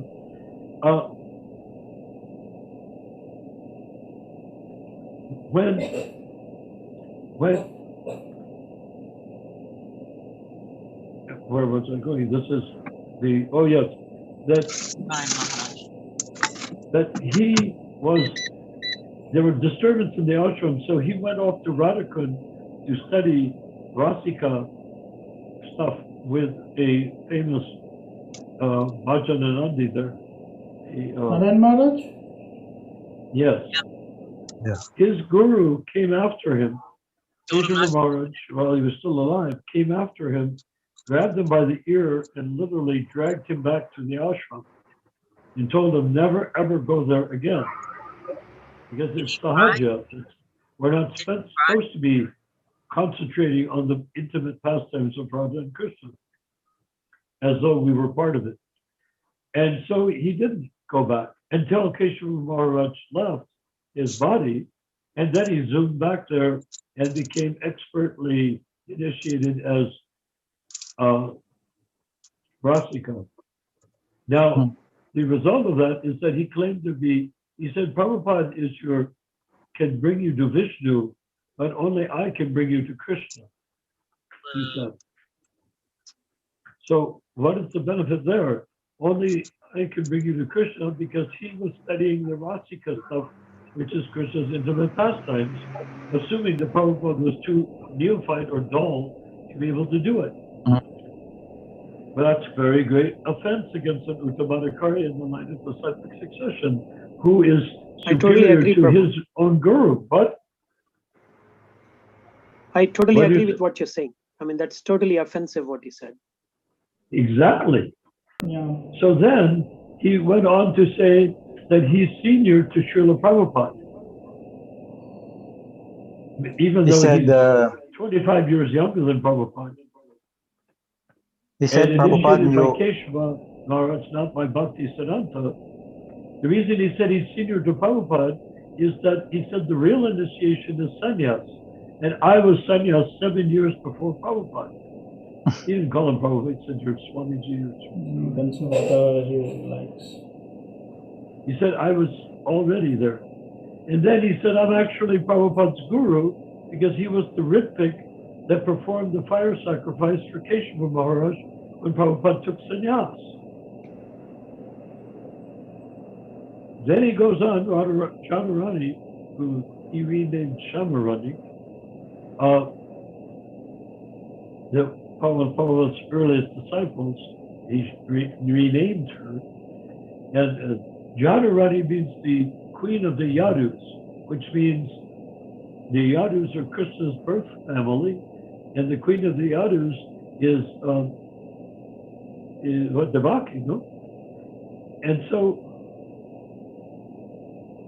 he named her Shaimarani, which means the queen. It's like she is Krishna's consort. So instead of Jadurani, the queen of Dwarka, not Dwarka, but the queen of the Yadu dynasty, he said that she's now Krishna's personal girlfriend, which is, in a sense, a mistake and a demotion, because to be Krishna's mother is far more exalted than to pretend to be Krishna's consort, Radharani. So he did that too. Then in his temples, they were preaching the intimate pastimes of Krishna to bikers and whatnot that came in to see what the heck was going on in that temple. They would come in and sit down and be told Krishna's most intimate pastimes with the gopis, which sounded a lot like sex talk. If you read it, we never read in books of Jiva Goswami and whatnot. We never read these because Prabhupada said they were beyond our level of advancement. But he preached these things to the common, ordinary men that walked in the door. So anyhow, I took him to shreds once in Los Angeles, and I completely devastated him. And I made such a laughing stock out of him that his own disciples were laughing at him, not realizing that I was tearing them apart. But anyhow, that's another thing. But the thing which I least admire about Narayan Maharaj is that I am quite certain that he is the person that inspired Kamal to poison Prabhupada. Tamal didn't know anything about stuff like that. Tamal was going around saying that Prabhupada was senile and losing his marbles. And so when Tamal was saying that Prabhupada was senile, I can imagine he told that to Narayan Maharaj, as he told it to, I overheard him saying it to Shamasundar, and I didn't kill him, unfortunately, because he's my Vartna Pradaksha Guru. He convinced me of Krishna's being God. I couldn't kill him, but if he had not been my Vartna Pradaksha Guru, I would have killed him, and Prabhupada normally would have lived another 10 years. Another great deficit on my part. So what happens is that Kamal is busy talking about how Prabhupada's old and senile. So if he said that to Narayan Maharaj, can you just imagine what Narayan Maharaj would say? He said, you can't let that go on. Because if he's senile, when he's giving class, he'll start drooling and staring into space, and all of his books will be of no use. It'll be gone. It'll be useless. He will have destroyed his movement. You, out of love for Prabhupada, you have to do something to stop his senility from becoming widely known. And how did they do that? They poisoned it. Who stopped it, Prabhu, from going to Narayan Maharaj? Who stopped Maharaj, I think, was the inspiration behind Tamal poisoning. Tamal would, in spite of his enormously conceited nature, could never have brought himself to poison Prabhupada. Narayan Maharaj had to was come from what he considered to be a higher authority. And as soon as Prabhupada was poisoned to death, he was in samadhi, Tamal began to bring all the select ISKCON devotees to Narayan for Rasika teaching. And Narayan was always praising Tamal, saying, oh, Tamal is the most advanced of all of Prabhupada's disciples, etc., like that. He's the most advanced. And he was buttering them up in front of his god brothers like Chaudharani, the book changers and stuff like that. And One then, question. What? Yes. And then most of the disciples followed Tamal to Narayan Maharaj? No. This is what happened. Tamal wanted Narayan Maharaj to become the Acharya of ISKCON. Okay. So he was buttering him up and getting a lot of senior devotees from ISKCON to go there and get buttered up with Narayan Maharaj also. So what happened is that Tamal proposed to the GBC in 1991 that Narayan Maharaj be at the Mayapur GBC meeting, yuck, be awarded the acharyaship of the ISKCON movement. And so they put it on the agenda and they discussed it for a long time. In the end, they decided, no, we're not going to do that. And then they told Tamal, if you ever see Narayan Maharaj again, you will be banned out of ISKCON. So Narayan Maharaj dropped Narayan Maharaj, Tamal dropped Narayan Maharaj like a hot potato. And he didn't ever go to see Narayan Maharaj again, which was devastating to Narayan Maharaj because obviously Tamal was promising that he would become the guru of ISKCON. And it's kind of Narayan ironic. Maharaj was stupid enough to believe that that was true, and that Tamal had the power to do that. So anyhow, later on, Narayan Maharaj said, oh, I always knew that Tamal had poisoned Prabhupada. That's after Tamal betrayed him, or so Narayan Maharaj thought. Said, yeah, I always knew that Tamal had poisoned Prabhupada. And you say, what? You say? You always knew, but you were there when Prabhupada was being poisoned. If you're this tricollegial, why didn't you stop Tamal from poisoning Prabhupada? Can you see how stupid Narayan Maharaj was? He said, I always knew that Tamal was poisoning Prabhupada. If he knew, why didn't he stop it? He was caught napping. Why was he going to say, I encouraged Tamal to poison Prabhupada so that I could become the Acharya of ISKCON? So that's what I think of the Raj Maharaj. And what sort of life he was leading in his ashram, Narayan Maharaj? What was he doing? What sort of life? He was a real sannyasi or? He's a sannyas. Yeah, was he a real sannyas from his sannyasi? guru. He took sannyas on his guru 7 years before Prabhupada took sannyas. I mean, was he okay as a sannyas or did he deviate? Well, there was said that they found him sneaking out of his wife's house early on in the sannyas period. But aside from that, he presumably remained sannyas. He didn't have a reputation of being a womanizer, pedophile, or anything like that. Where did this Rasika kind of philosophy come from? Where does it have its origins? Who practiced? Say that again? Where does this Rasika kind of teachings come from? Who practices it? Under which category? Oh, Rasika? Are you saying Rasika? Yeah. The Rasika is, I think, coming from Jiva Goswami. Okay. The only problem is that So, we're not much advanced enough to be able to understand it properly, and so then that way it's being misused. So, but everyone cannot access it. No one should be following it, even though it's only for high exalted. When you need the guidance and liberated. platform in order to learn it, you can't just artificially go in and say, I want to learn this and pick it up, start learning. You need that specific guidance and Exactly. Initiation. Rasika cannot be taken up. It's only for pure devotees to discuss. Pure devotees. Only for Uttamadhikaris, is it? Only for Uttamadhikaris. Well, it's Madhyam and Uttama, I would say. No, excuse me. So what happened is that the Rasika.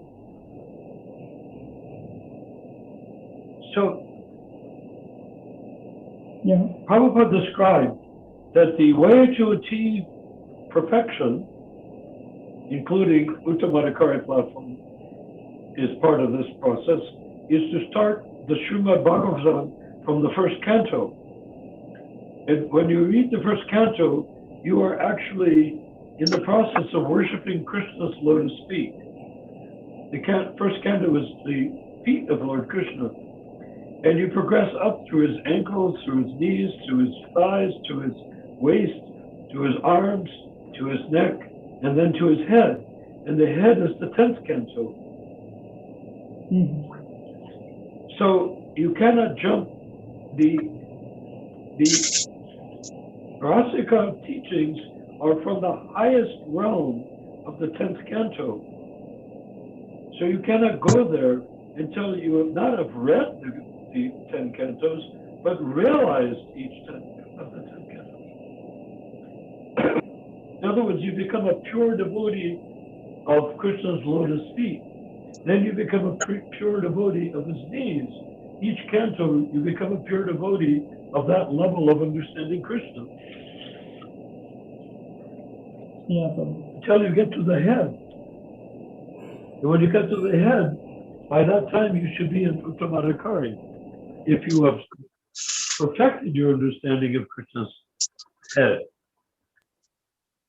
mind, and then the Rasika comes up to that, is the description which gives great pleasure to those who have no sex desire of the pastimes of Radha and Krishna and the gopis.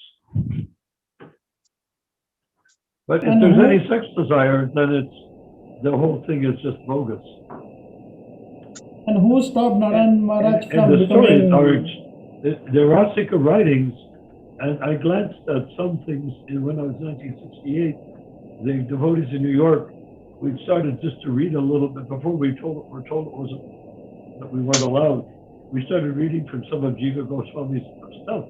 And here we are, a bunch of brahmacharis, Ramananda, myself, and a few others. And by hearing these pastimes, we became sort of agitated, horny, because our sexual impulses were triggered by the descriptions of what the gopis were doing, which was very sexy, in a way which we cannot imagine, because their sexuality is extremely subtle, and our sexuality is pretty much like dogs and cats. But and so we started hearing this stuff about breasts and hands, things like that, and it was very arousing. And so Brahmananda said, "We can't read this." He got a troubled look at his face. He said, "This is not right. We're not advanced enough to read this." And so we put it down, and I've been since. Did you say Bhavananda? Brahmananda. Yeah. Oh, Brahmananda. I was about to say Bhavananda of all Brahma. people. Oh, Brahmananda, that makes more sense. Not Bhavananda. Bhavananda. Yeah, no, I'm glad I clarified that. Bhavananda would have relished it. Right. I'm glad I clarified that. I don't know, because I think basically Bhavananda was into men, not women. But still, he also molested young girls, according to different accounts that I heard. Really? I never heard of that. Her name is Jwalamukhi. She also spoke out. She's been speaking out on YouTube against Radhanath because she came to him in confidence and about Bhavananda. You're talking about Radhanath. Yeah. We're talking about Bhavananda. Well, she came to Radhanath and said, "Hey, like he did me wrong," and he explained it. She explained it in detail how he had molested her, and then he was like, "Well, you don't have any evidence, you know? Did our Bhavanandaji abuse you?" Like, he basically told her, like, if she were to come out with like a book or something, that she would be ostracized, and that it would be very painful for her and her family, and like that. And so she started speaking out against Radhanath for his. The typical thing that happens at not helping universities her. also. A girl says, "I was raped," and they said, "Well, where's your evidence?" Right. So he's complicit. Radhanath and all of those who were He's involved. complicit, but there's also nothing he could do. How could he was also right. If she didn't have evidence from the time, how could Radhanath do anything? Just on her word. It was the mood of indifference, that he didn't care, No, and I know about that incident too, by the way. I've had some good association with Radhanath Swami, but he's not a pure devotee. He's not even a Madhyamadikarni. He's just a very talented. He's a businessman. He's a Vaishya. a lot of extremely good karma. Yeah, Vaishya. He's got extremely good karma. He has $80 million. You can't have $80 million on this. And a criminal. Yeah. He's also a criminal and a Murderer. He handled money of a devotee. Yeah, murderer. Yeah. He's part of that Jaya Pataka syndicate, I would say. The way he is now, he wasn't before. That happened after 2003. Before 2003, he was an astonishingly exemplary devotee. But because you're not a pure devotee, you're teetering on the dangerous edge. When they made him an ISKCON guru, which he wasn't before, he was a Kirtanananda guru. When he became an ISKCON guru, he ended up contaminated along with the other ISKCON gurus.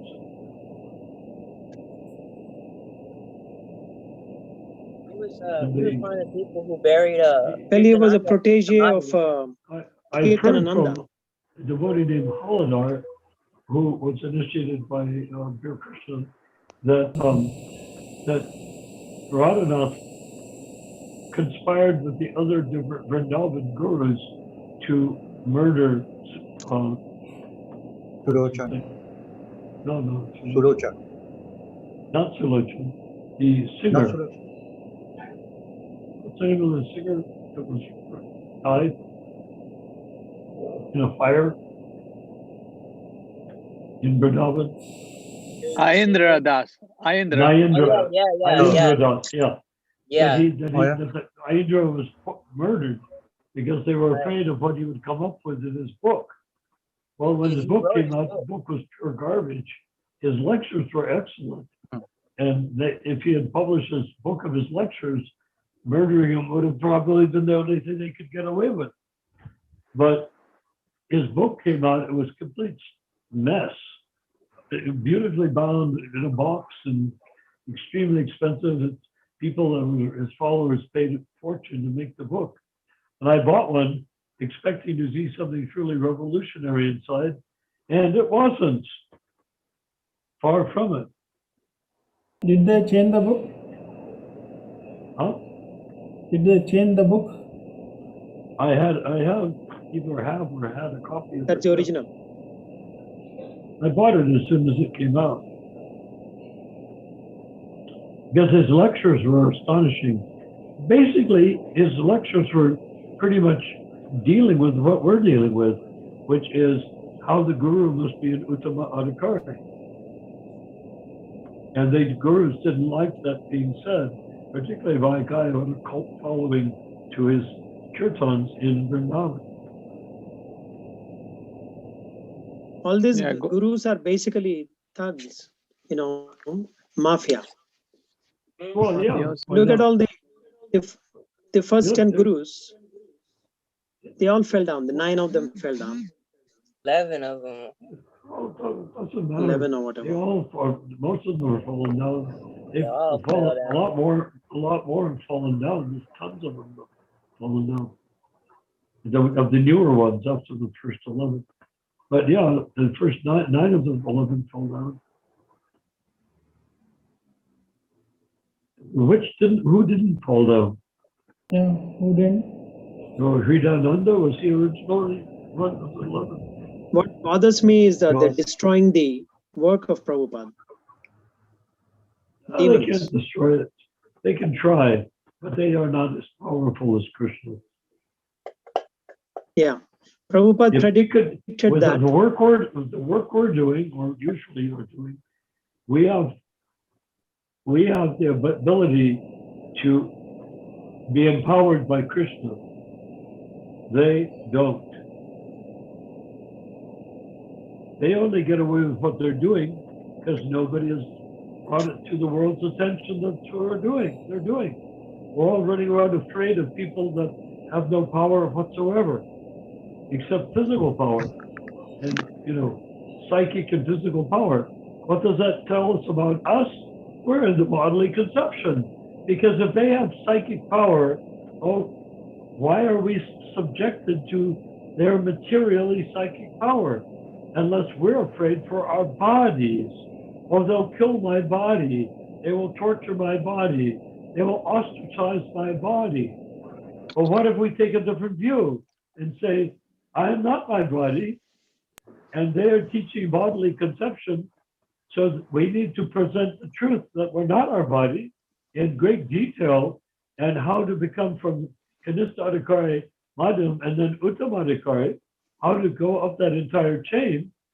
Then they have no power over us or anybody else. A tyrant could only be a power over a person who's afraid of them. And you can only be afraid of them if they have more energy, more power than you'd have. But if you are surrendered to Krishna, you have more power than anyone else in the entire universe. You're so how can they stop you when you have more power than anybody else in the universe? Yes, Chidananda. You want to say? Chidananda, you want to say something? Shravan? Good night from me. Good What? night. Good night. Going. Bye bye.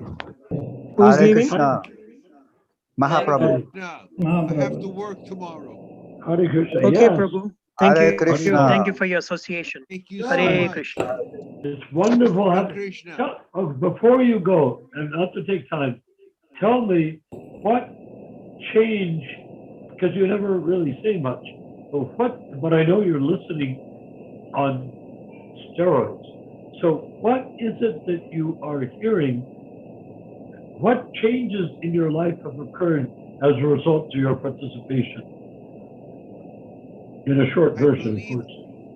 I believe that my life is changing. I'm going to Jai. become I'm becoming 60 in March, and I feel that I'm going through a renewal, and that's Yeah. why Jai. I'm part of this group. Great. I feel a Great. renewal Yes. coming on. Haribol. But what do you feel has been renewed? Jai, Haribol. A sense of spirit, Okay. as opposed to physical being. Yes. So therefore, you are not going to be 60 in March. Did you know that? Your body will come 60 in March. You are eternal. He'll feel 16. Amen. You will You're never become eternal. 60. Ramachandra. Hare Krishna. Yeah. If you Hare want Hare to, Krishna. if you want to consider yourself 60, then you consider you've been 60 in many, many, many previous lifetimes. That's correct. You know, but if God you're bless. eternal, Hare then you don't Krishna. have to worry. Hare Rama. That body being 60, and Hare then the Hare. next one did, the next one did. Hari Hari. Yes. Hare Krishna. Hare Hare Krishna. Rama. So Hare go Hare. ahead, take rest. See you And thank you for tomorrow. your wonderful, Yes, Tomorrow. Prabhu. See you tomorrow. your Hare. spiritual Thank you so association. much.